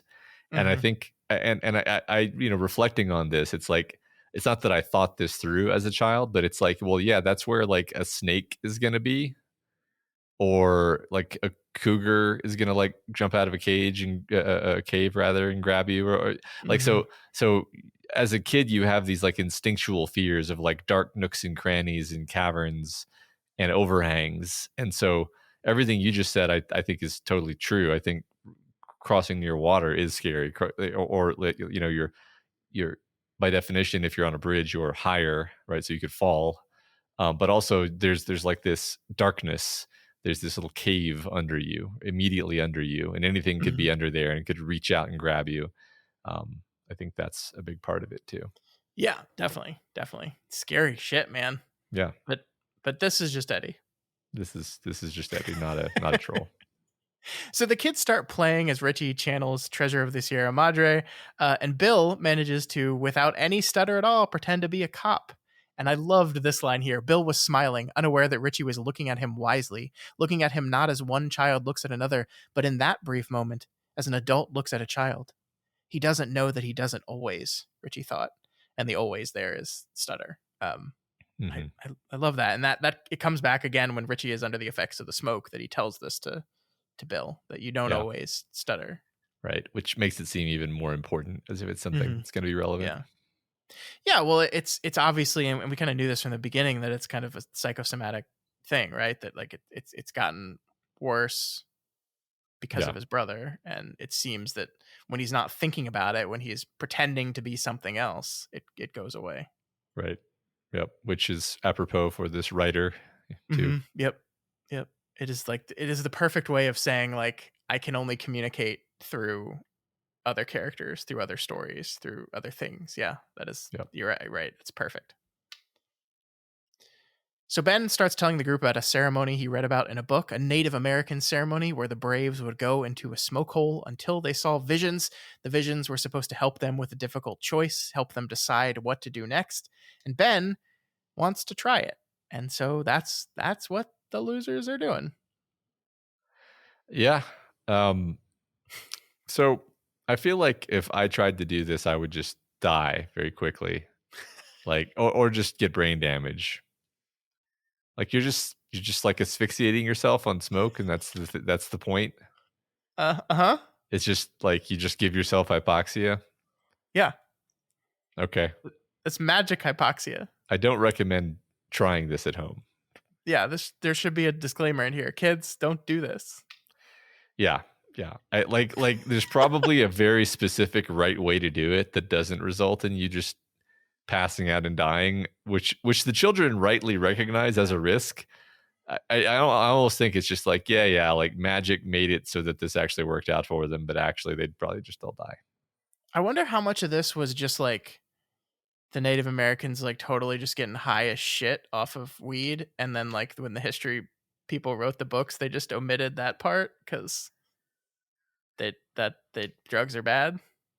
I wonder if I wonder how much of this was King's decision making and how much of this was like the history, because I looked up smoke ceremonies, and one of the first things I saw was basically your joke from the start of the show, that it's basically just hotboxing in a tent Yeah, with cannabis or something else that you're just yeah. burning in the tent, and it's just there's an element of intentional hypoxia, but it like the point is not actually just to like gas yourself to death. It's you're mainly, actually, I think it's like sensory deprivation and sort of shared communal vibe. Yeah. and then maybe some drugs thrown into the mix there. Yeah. It's Yeah. not really the way the kids go about things. There's no fucking way there wasn't drugs involved. Like if people go into a small room with smoke and see visions, they're getting high. Like that's what Right. they're doing. That's 100% what they're doing. Yep. So yeah, I don't know. It's interesting certainly. But yeah. I mean, this is magic. There's magic drugs here. Yep. So Richie once again feels this feeling of being controlled, that all of this was supposed to happen exactly like this. Ka, basically. It says, in a way, he supposed such an idea should have almost been comforting. It was nice to imagine that something bigger than you, smarter than you, was doing your thinking for you, like the adults that planned your meals, bought your clothes, and managed your time. And Richie was convinced that the force that had brought them together, the force that had used Ben as its messenger to bring them this idea of the smoke hole, that force wasn't the same one as the one killing children. This was some kind of counterforce to the other. To, oh well, you might as well say it. So Hmm. we kind of knew about that already, right? We knew about this counterforce, but it's good that they're verbalizing it here. Yeah, it's good that the kids themselves are becoming aware of the the turtle, although they don't think of Mhm. it that way. And I don't know if they ever will. Honestly, I don't remember. I don't remember. Do the adults talk about the turtle? I think they do actually. Uh, yeah, I mean, I think one of the things I think Stan mentioned the turtle a few times, right? And his wife was like, "What are you talking about?" Okay. I don't Yeah. think any of them said anything about it since they've gotten back to Derry, though. Oh yeah, you said the turtle didn't help us, Yeah, which is a wonderfully ominous thing to remember at this point. yeah, The yeah. I turtle is mean, helping you. if the turtle is kind of taking the role of a parent here, kind of Yeah. like we see Yeah. here, like planning your meals, doing your thinking for you. Like Uh-huh. this is the role of parents with children, is that you are a child, you do not have the capability of doing this stuff on your own yet, and so we, the adults, are going to manage this for you until you are at a point of maturity and intelligence that you can do it yourself. Yeah. And it's very understanding that this is very comforting for a Mhm. child going through all this stuff. But yeah, as you said, we But know the turtle's not gonna be there. yeah, well, there's an implication that the parent must let the child run wild and free at some point and grow Yeah. up. So, Hmm. Hmm. yeah. So they all decide that there's no time like the present to go out and cut some green wood and light it on fire and die in a smoke hole. Yeah. I'm just gonna every time you say green wood from now on, I'm gonna do finger Yeah, quotes in just my mind. yeah, Just totally. go find some green wood in the forest and smoke it. Bill decides that it's really safer if one of them stays outside of the clubhouse, in case they pass out and die, and he chooses to elect Beverly, and it's because she's a girl. Bev understandably takes issue with this decision and decides that instead they're going to draw straws, or rather going to draw matches. She burns one match, puts it in with some other unburnt ones, and the one that draws the burn match has to stay outside. And this ceremony, Matt, is fascinating. They go around one at a time taking matches. They each tell Bev that they love her and each get an unburned match in return. Bev is last, thusly assuming that the burned match is hers, but it isn't. All 7 matches are somehow unburnt. Matt, what do you think about all this? Why is the "I love you" such an important part of this whole thing? Where does that come from? And of course, how are the matches unburnt? Well, I think the "I love you" thing is very important to the idea of this counterforce to the evil, to the alien evil of it. It's all about the pure childish love of these children for each other, Mm-hmm. and almost sort of the purest kind of love that human beings can feel. Mm-hmm. The closest that we ever are to the white, perhaps you could say. Hmm. I don't know. I don't know if that's true. Definitely feel close to the white when I, love my children, for example. Yeah. Yeah. But I think that even that sort of indicates like how important the idea of children is to the idea of goodness. Sure. As for the matches not being burnt, it's just magic. It's just magic. That's all. It's magic. Yeah, but I guess I love what you said about like why I love you as part of this. Is that, do you think, and this might once again be us trying to explain the unexplainable here, but is the I love you portion of this an important part of the magic that causes the match to heal itself? Or is that just just metaphor and unconnected to what's going on with the matches? Um, that didn't occur to me, but it's possible that, this is a kind of ritual they're doing. So Hmm. maybe all of them saying "I love you" was a necessary ingredient of the ritual, and all of them going down in the hole is a necessary ingredient of the ritual, and all of the magic swirling around this whole ritual, part of that is, made sure that the matches weren't burnt. So I don't Yeah. know. That's an interesting thought. All right. So it's clear they're all supposed to go down, and they do so. The fire starts, and the smoke begins pouring in. Yep. And the scene begins. Here we go. Yeah. So speaking of what I just said about like the nature of the ritual, I did think it's an interesting choice that they all needed to go in, right? Hmm. Otherwise, why do the trick with the matches? But then only two of them end up getting the vision. So I just thought that was an interesting choice to do that. Yeah. Why did the turtle or the white or whatever um, work so hard to make sure that all of them were going to go down if they weren't all going to stay? Yeah, and maybe it was just they had to all be willing to make a sacrifice or take a risk, and there's something special about Mike and Richie. I don't know. I just was thinking about it. I don't know. Yeah. No, I like that. I like that line of thinking. I love Matt this entire scene though. I love Richie's kind of slow feeling that the hideout is growing.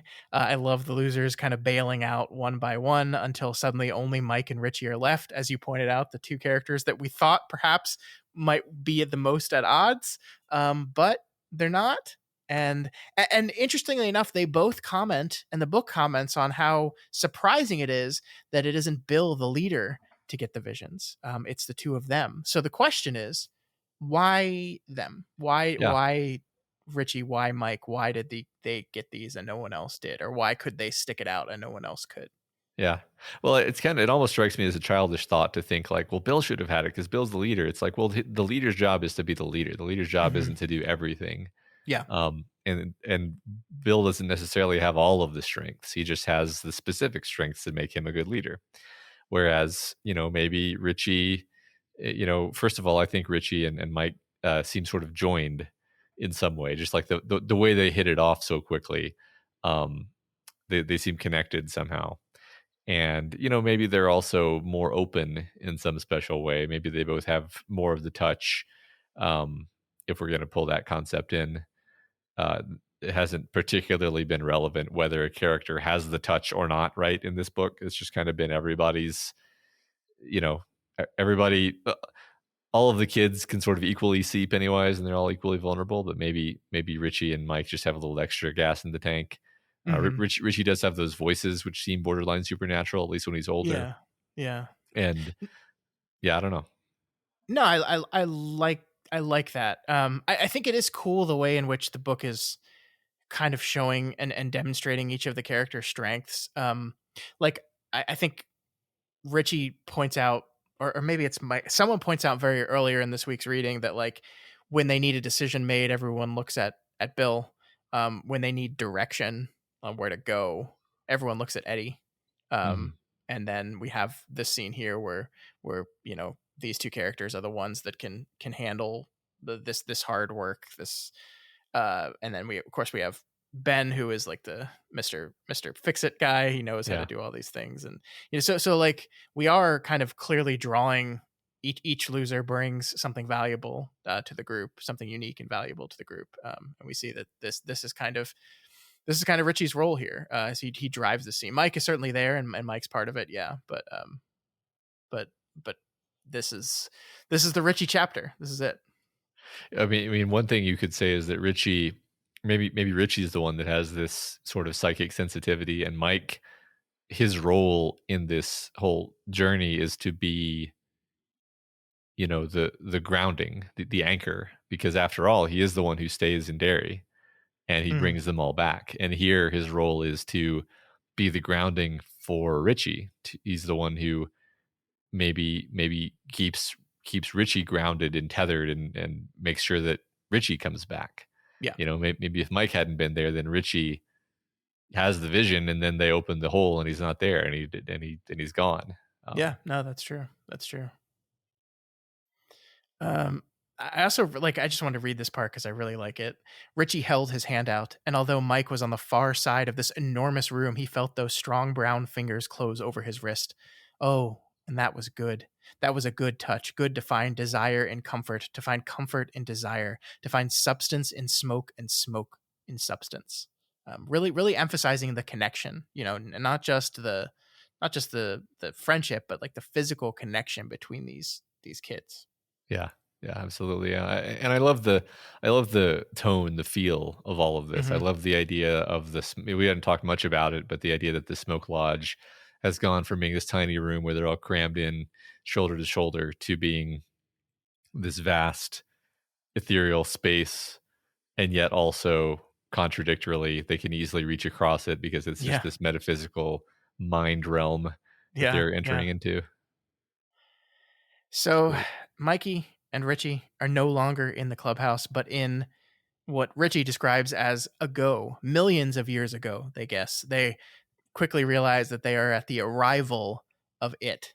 And we get this line: there was a steady low vibration. He could feel it more than hear it, working against the tight flesh of his eardrums, buzzing the tiny bones that conducted the sound. It grew steadily. It had no tone. It simply was. The word in the beginning was the word, the world, the a tuneless, soulless sound. I love the emphasis on like the bones of the eardrum. I don't know, like I love the detail of that. A Yeah. tuneless, soulless sound. Yeah, I mean, and also there's some, more sort of biblical language in there, which is Mhm. what I was really enjoying earlier. Yeah. Um, yeah, there's just amazingly vivid imagery and, you know, paintings of feelings and vibes here. This is some of my favorite stuff, honestly. Yeah. And then he sees it, Matt. What Richie first thinks is a spaceship, but then quickly realizes isn't really. This is soapbox a minute from me here. This is something that actually drives me crazy when people talk about this book, because there's a lot of people out there that maybe don't like this book as much, and that's fine, whatever. But they get really snarky about it, and then they just start going like, and it's actually just about some alien from outer space. And I'm like, no. they, they made it pretty clear where Pennywise comes from. Yeah, Like, it's not outer space, it's other space, as the book itself yeah, said a few minutes ago. Like, it's a different dimension, it's a different world. It's like you said, it's Lovecraftian. It's yeah. um Right. I I think. mean, yeah, in our Dark Tower parlance, it would be Toadash. He's from Yeah, Toadash. yeah. But yeah, it's even if I didn't know that specific reference and I were just reading this book for the first time, it would be clear that it's meant to be a Lovecraftian realm beyond our cosmos, some terrible other dimension or something that is meant to just be incomprehensibly strange, not just some other planet somewhere in the galaxy. Obviously, Hmm. Yeah, yeah, it's just it's silly to me. Like, it's fine if you don't like this book, but I feel like when people don't like something, they love being snarky about it in ways that are just inaccurate, and it bugs me. it's annoying. Yeah. Yeah. So the two boys run from the arrival of it, and suddenly find themselves back in the clubhouse, having been yanked out and slapped by their friends. And I love I love this exchange between Mike and Richie. For a white boy, you did pretty good, Mike croaked and punched Richie weakly on the shoulder. Richie was at a loss for words, a condition of exquisite rarity. I love that. I Yeah. love that. I love the friendship between these two, even Yeah. though it's like existed for 1.5 chapters. Hmm. It's really fun.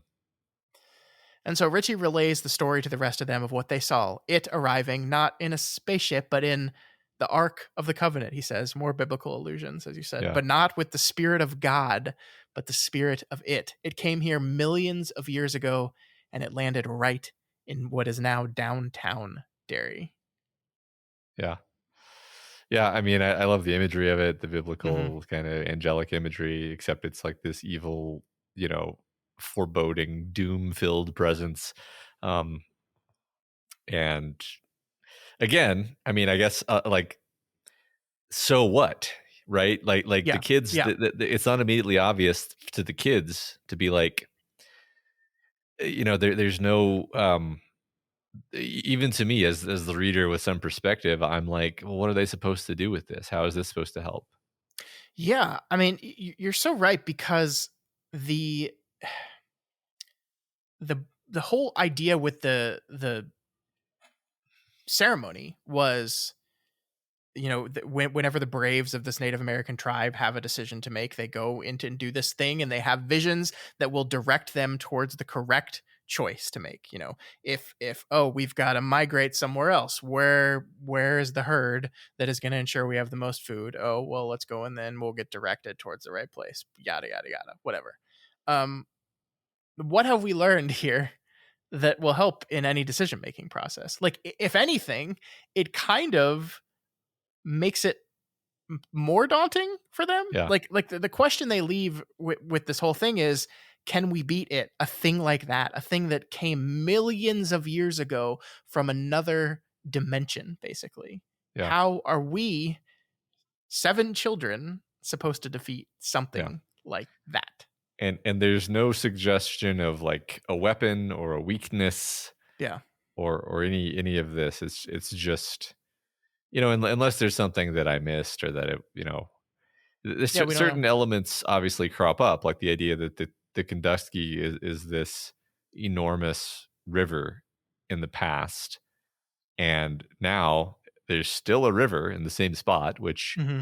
incidentally is surprising, right? Maybe even supernatural. But it's a much smaller, weaker river. Like, Mm. is that something to do with the water? You know me, I'm going to bring the water into it.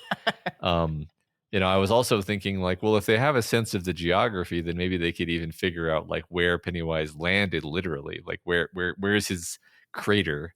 But I didn't get the sense that they had that specific of a sense of geography. So I don't know Yeah. about that. And maybe we're making an error in, like, assuming what the kids do and don't know. Like, we've known for a while that this whole thing was going to end in the sewers. Hmm. um True. and one thing we do see that they learn here is that, you know he landed right in downtown Derry. The created a crater. The city kind of grew up around it, and they say, oh, that's why the sewers and the water pipes and everything, it's like his highway. So maybe the only real thing we get from here is like, oh, we know where we need to go to confront it, which is perhaps something that, in our layering and structuring of the story, we have known for a while. We've suspected for a while, and then we've known for a while, but perhaps we haven't had the moment where the kids all collectively agreed, oh, its lair is the sewers. We've got to go in the sewers. That's a good point. That's pretty fair, actually. Now Yeah. that you say that, I'm like, okay, I'm all not right. even sure about that, by the way. I'm like, that is, I will say, one consequence of this wonderful stuff we've been talking about glowingly this entire time, about when information is doled out and the use of dramatic irony and the overall structure of this book. It is really fun like to read it that way, but it can cause you to, like, forget when certain versions of characters know things and don't. Because I honestly don't remember if they've, as children at this point, like, collectively concluded, oh, it's definitely the sewers, until after this vision or not. I don't remember. Yeah, I mean, Bill has asked his dad about the sewers, but this feels more sort of concrete and Yeah. important. So, Yeah. I don't know. It's interesting. Maybe mhm. maybe we'll learn more about what this grants them. But yeah, it is interesting that we don't come out of this with like a clear. I guess the only thing we can say is that, like, by seeing it come, like, it's like a tangible thing that exists, in some form, and perhaps therefore you can get the confidence that if it's a thing that exists, then it's a thing that can be killed.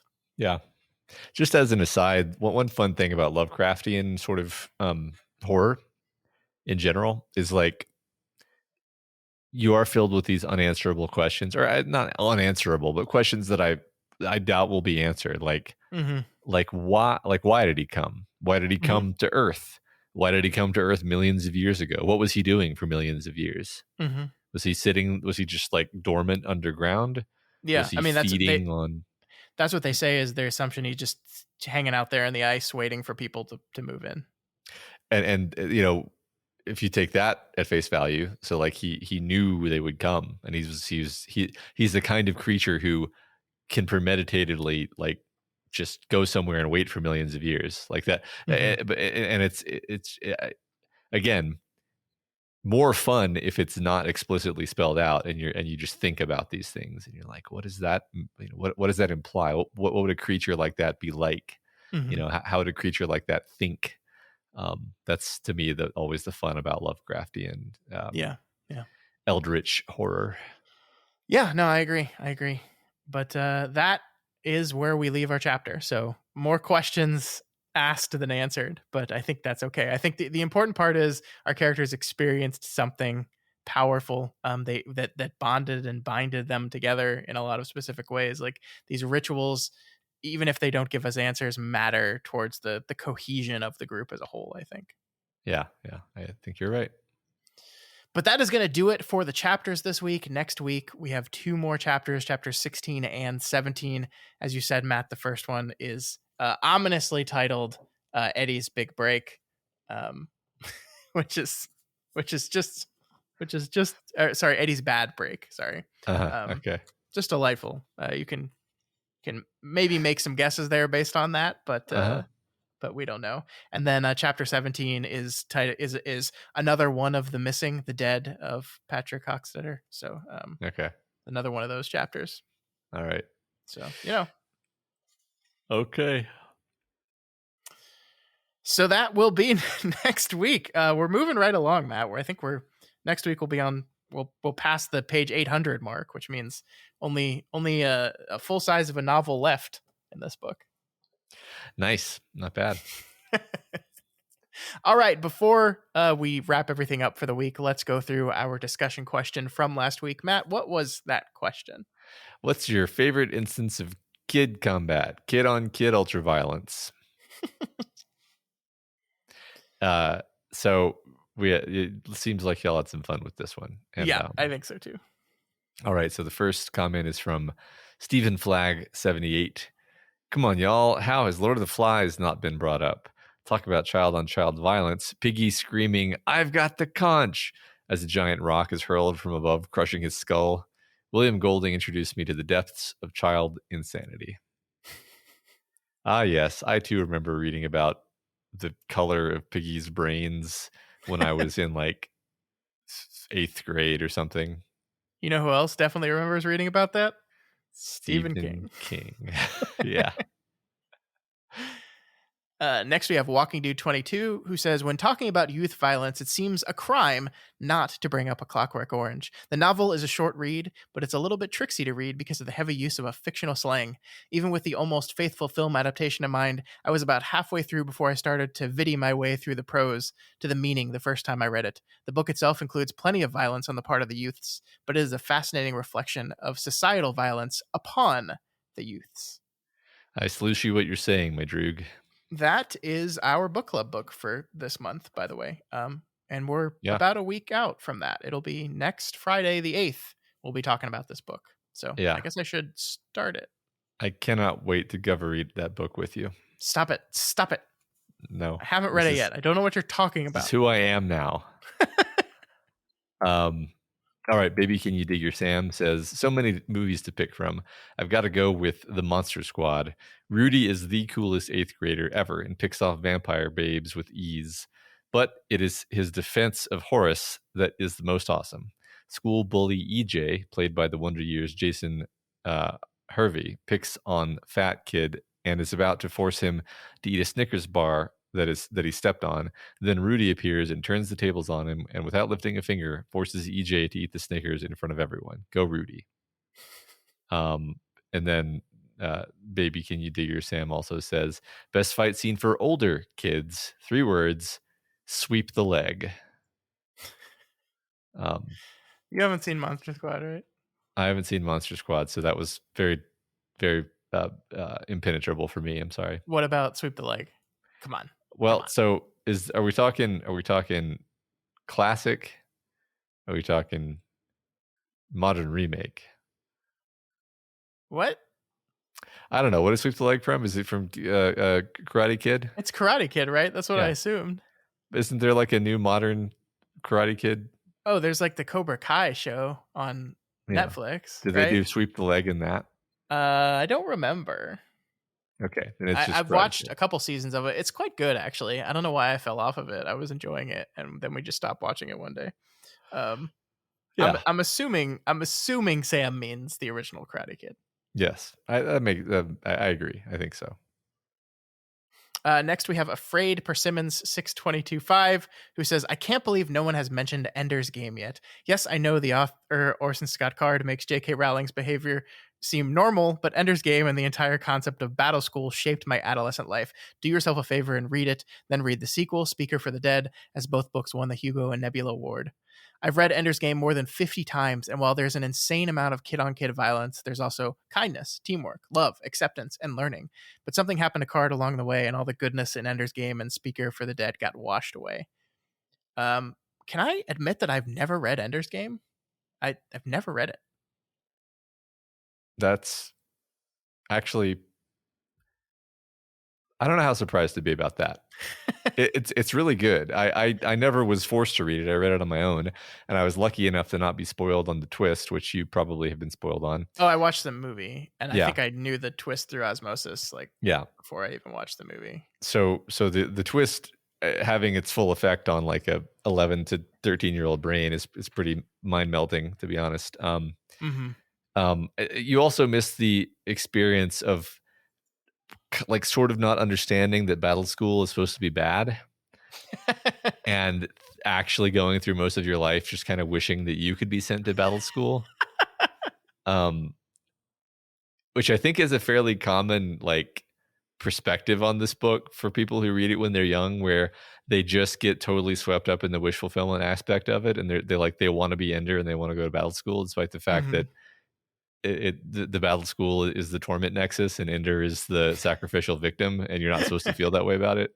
But which is obviously me now, but not when I was 13 or whatever. So yeah, and I think we've had this nominated for book club a few times. I think we even put it up to the vote. I it's not that I've been hesitant to do it because of Card's reputation. It's just I don't know. I'm torn on that. It'd be fun to talk about. We could do it. I think I'd be okay with just doing it and reading it and talking about it. But we can put it on. We can put it on next month's vote and see what happens. Yep. All right. Next from Frylock68. Are we counting man-children in this week's discussion question? If so, I'm going to go with the scene in Step Brothers where Dale and Brennan get their revenge on Chris Gardocki and about 30 other kids, most of whom weren't even present at the inciting incident. You've seen Step Brothers, right? I have seen Step Brothers, although I admit I don't remember the scene in question. Well, I'm pretty sure the scene was when two grown men in their 40s got bullied by small children to lick dog poop. Okay. And then I think they got their revenge on them by beating the crap out of small children. Something extremely excessive and perfect. Oh, what a movie. I love it. We have Buck CW who says their answer to this question, spoiler, if you know only the Neverending Story movie, but not the book, which by the way, I can highly recommend. It has to be the epic battle between Atreyu and Bastion in Atreyu's desperate attempt to stop Bastion from crowning himself as the childlike emperor. Atreyu turning against his friend Bastion to save himself is gut-wrenching and heartwarming alike. He is prepared to sacrifice his life and the friendship to save a friend from making a fatal Mistake. On a deeper level, you can think of Atreyu as Bastion's alter ego, who is still holding on to who Bastion really is at his core. This makes the battle a symbol of inner battles that we all might experience when being true to ourselves does mean sacrifice, and doesn't come easy.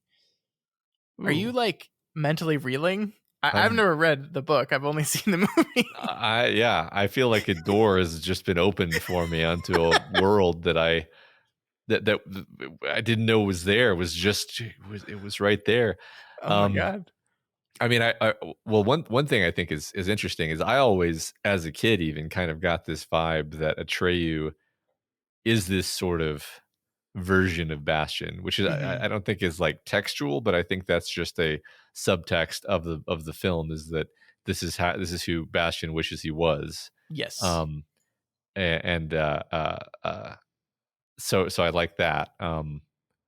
But there's a lot more here that is not in the movie. So Is this the story of the second? I don't remember the second movie very much. I just remember that Bastion is in the world of Neverending Story in the second movie and is being corrupted by that evil witch lady to be bad. I don't think I ever saw the second movie, to be honest. Oh really? Okay. Yeah, and also that kind of sounds like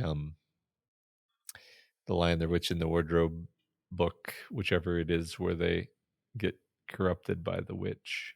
Yeah, I don't know. I'm looking it up now, and it says the film used plot elements from the second half of the Neverending Story, but introduced a new storyline as well. Okay.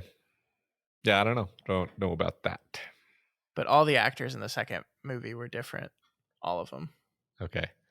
That's why I never saw it. I was a very snobby child. And Bastion in also, the second movie was played by Jonathan Brandis. You know him, right? probably. He, God, what would be a thing you definitely know him from? I looked him Um, up. I kind of recognize his face. he was on Sequest. Yeah, apparently he was in a little film called It. Well, yeah, I mean, okay, let me be clear here. I know where I know him from. I do, but you don't. Right. No, I just think it's funny that I was trying to come up with an answer that you would know. no, I know. I just we have to mention that considering what we're talking about, obviously. Sure. No, that's fair. That's fair. All right. Yeah, I kind of want to read that now. Maybe we should put that on the book club list. Oh my god. Yeah, definitely. Yeah. There's maybe we'll have like a children's book month. Yeah, sure. All right. E-Man 9001 says, come on, Scott, you're begging for an anime answer this time. I think the best kid fight I can think of is from the Kishimoto manga Naruto. This manga is basically about child soldiers with ninja powers, so it's full of fantastic kid fights. I think the apotheosis of all kid fights in the series is the battle between Naruto and Sasuke at the end of the Sasuke retrieval arc. This is the correct answer. This fight has everything you want from a good rival battle. Both characters state their philosophies and how it has brought them into conflict with one another, even though they both care about each other deeply. Their steadfastness in their beliefs forces each of them to constantly push past their limits and defend their positions nearly to the death. The result is one of the most badass knockdown brawls in manga history. Naruto is determined to maintain one of the only meaningful relationships he's ever made in retrieving Sasuke, while Sasuke is determined to honor all the relationships he has lost with his dead family members by escaping Naruto in order to avenge them. It's the sort of a trend between the rivals. It's the start of a trend between the rivals where one continuously gains strength by forming relationships and one continuously gains strength by isolating himself further. More than just being thematically well done, the fight has a bunch of cool ninja shit, spin kicks and lightning hands. What could I possibly want? What else could I possibly want from a kid fight? Do you It's do you remember when you and Michael tried to get me to watch Naruto? I do. It didn't go well. Did we even start watching it with you, or was it more just us inviting you to watch it and you being like, no? I have definitely seen episodes of it. I don't know how many, and I know it was a time before smartphones existed, so it's not like I could just sit there on the couch with my phone in my hand, not really watching it.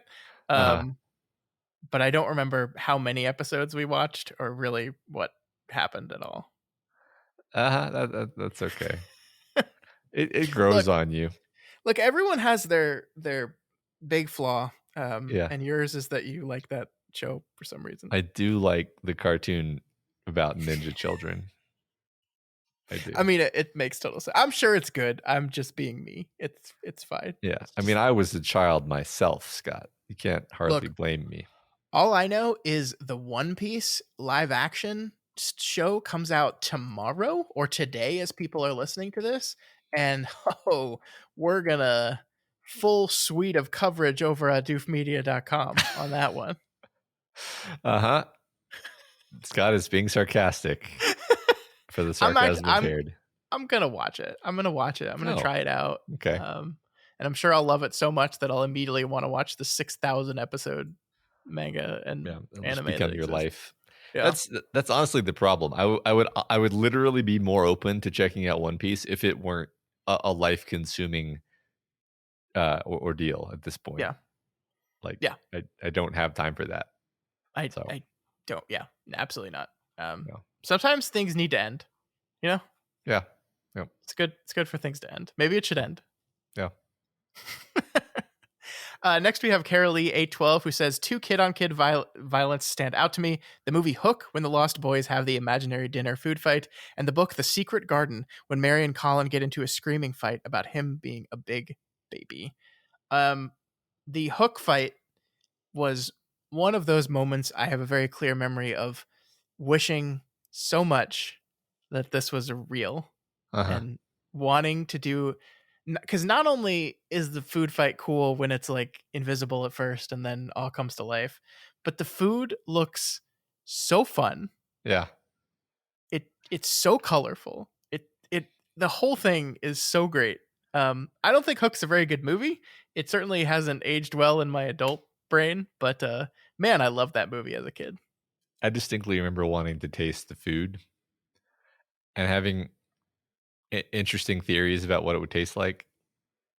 I agree with you. It's a great scene. Yeah. All right.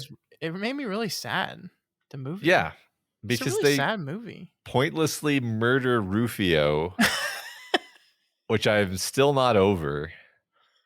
You know, this is like the genesis of me being like having a thing about stories being mean and being like, if you're going to do something like that, you really have to earn it and like prepare, lay the groundwork. You can't just stab Rufio in the chest with the sword in that movie, in a movie that feels that way. It's ironic because I think this is the genesis of me really loving character death and feeling like, wow, that made me feel all kinds of feelings. Maybe. I think I was I just love Rufio's traumatized. death in that movie. I think it's great. I think the whole build up to it is great. Yeah, maybe I was just not ready for it.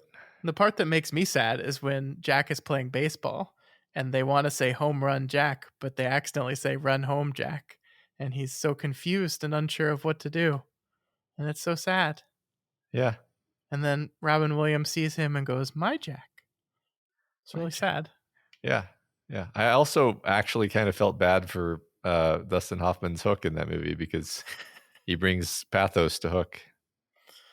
Oh, man, is Hook a good movie? Maybe we have to rewatch. Our list of shit we have to do is this discussion question is really adding stuff to the to-do list. So I think it's not, but I think we're still allowed to remember it with all this fondness. I also just think Robin Williams is like a force to be reckoned with in anything he's in, and he's good in any of it. That's true. And Dustin Hoffman as Hook is just fun no matter what else you think. Mm-hmm. And Julia Roberts says Tinkerbell. That's just the whole side thing to enjoy. Yeah, you're right. The Tinkerbell wants to bang Peter Pan part of the movie was like the weirdest thing. Like I didn't even fully understand it as a kid, and then as an adult, it's like, what? No, it's genius actually. It really elevates the material. Okay, let's move on. Zap Richie says, "Hi guys, after a year of binge listening to Kingslingers, I'm finally caught up. It's bittersweet. I get to respond to discussion questions, but now I have to survive off of one episode a week. For this week, I'm going to go with the first scenario that popped into my head when thinking about child-on-child violence: Bart versus Lisa in the hockey episode of The Simpsons. Lisa becomes a rising star in Bart's sport, which causes their sibling rivalry to flare, complete with Homer flicking the lights on and off to egg them on. I can't tell you how many times my siblings and I use the old, I'm going to start kicking the air like this, and if any part of you happens to fill that air, it's your own fault. Yeah, this is one of my top 5 episodes of The Simpsons. Oh wow. I love this episode so much. It's one of the greatest episodes because it ends in just the sweetest way, where you're like happy crying, and it's just a great episode. It's a great example of what The Simpsons can do. Have we talked lately about how good The Simpsons is? Not in a while. I feel like we just need to do that on like a quarterly basis. Yeah, I can never talk about The Simpsons too much. I agree. All right, last but not least, we have Cash Akus, who says, as soon as I heard the question for this week, my mind immediately went to the movie The War from 1994. I first saw it for one of those family pizza nights we'd have as a kid, and I remember it being a fun movie about a battle over a treehouse between a poor kid and his bullies. So I decided to rent it again before answering this question. I really wish I had just saved my money. Yes, The War does have a fight over a treehouse in it, but that happens in the last 15 minutes or so of the movie. The rest of the preceding time is a tedious slog of Kevin Costner monotoning his way through the role of a Vietnam vet with PTSD, trying to be the guiding center for his young son, played by Elijah Wood, who's being bullied by some racist redneck kids in the Deep South. It's a shame that the Molotov cocktails, fireworks, artillery, and potato launchers take up such a small time in such an otherwise tedious and pretentious movie that didn't need to be half as long as it was. By the way, I don't know how he does it, but Elijah Wood looks the goddamn same. I don't believe I've ever seen this movie. I've never even heard of it. Let me see if I look at so I'm looking at the poster and I recall the poster. But I don't think I've ever seen it. This would be like if only the last 15 minutes of Home Alone were the part with the traps, which may be true. I don't actually know. I don't know. All I know is it appeared to have gotten really poor reviews, and the only good thing Roger Ebert had to say about it was that Elijah Wood is the most talented actor in his age group in Hollywood history, which is pretty huge praise, actually. Yeah. And the reason why Elijah Wood still looks the same is because hobbits age differently. Hobbits age differently, and especially if you have the ring, that's just all bets are off. Yeah, there you go. It's perfectly logical. It's funny. Elijah Wood is currently 42. Which means, dear God, in 8 more years, he'll be as old as Frodo was when he started The Lord of the Rings. So he'll almost reach Hobbit adulthood in a mere 8 years. Exactly. So exciting for him. Yeah. All right, that is it for last week's question. That was a lot of fun. We talked about those. We went on a tear. We were doing so good on time, Matt, and then we talked about Hook for 25 minutes. Yeah, we congratulate ourselves for our good time by relaxing into the discussion questions. But let's talk about next week's question. What are we asking folks to bring? What is your favorite character's drink of choice, and what does that drink say about them? So this would be a playoff of the gin and prune juice from the beginning of this week's reading. I think this is a fun question. I hope y'all have a good time with it. I think drink choice is a great way of saying something about a character. Like, for example, what does the martini, the vodka martini that James Bond drinks, say about him? Oh, well, Scott, that was the only one I could think of. So, well, that's because it's the only one I could think of too. Oh, well. Maybe we didn't think this question through. Well, our listeners are much smarter than us, luckily. They are. They know all these movies we've never heard of, like The War and Naruto. Yeah, and Never-Ending Story, the novelization. I'm joking. What drink do you think Bastion drinks? Probably milk. Milk, yeah, chocolate milk. Yeah. No, actually, sorry, Atreyu drinks chocolate milk. Bastion drinks milk. There you go. My kid tried chocolate milk the other day. Uh-huh. Didn't care for it. Didn't care for it. Shocking. I was thinking his reaction was going to be like rolling with the Coke. No, he's just like, I don't want it. Oh, okay. Interesting. Fine by me. Yeah. I couldn't get enough of that. Yeah. Probably explains what's wrong with me. I used to, did you ever do the make chocolate milk in your mouth thing? Nope, but I would make it in a glass. Well, I would do that too, but like, I forget, I saw this in a movie and immediately copied it because kids are disgusting, but you just like drink straight from the carton, put a little milk in your mouth, then shoot a little bit of Hershey's syrup in your mouth, and then you shake your mouth to mix it all together, and then you swallow it. That sounds very fun. I enjoy that. Yeah. Kids are gross. Yeah. Anyway, that is going to do it for us this week on Kingslingers. Next week, as we said, we will continue with chapters 16 and 17 of it. We will move into, getting very close to the climax here. I think we've only got 6 more episodes of the book, which sounds like a lot, and it is, but we've done 10 already. So, Perspective. Yeah. Yeah. Remember, you can reach us via email at kingslingerspod@gmail.com or on Twitter at kingslingerspod. And of course, over on the subreddit at reddit.com/r/doofmedia. I think we got contacted the other day where somebody was like, I don't really understand how to do the subreddit. Well, you just go to that website, reddit.com/r/doofmedia. You make an account and you can read other people's posts, or you can make your own posts, or you can reply to their posts. Just click around. Yeah.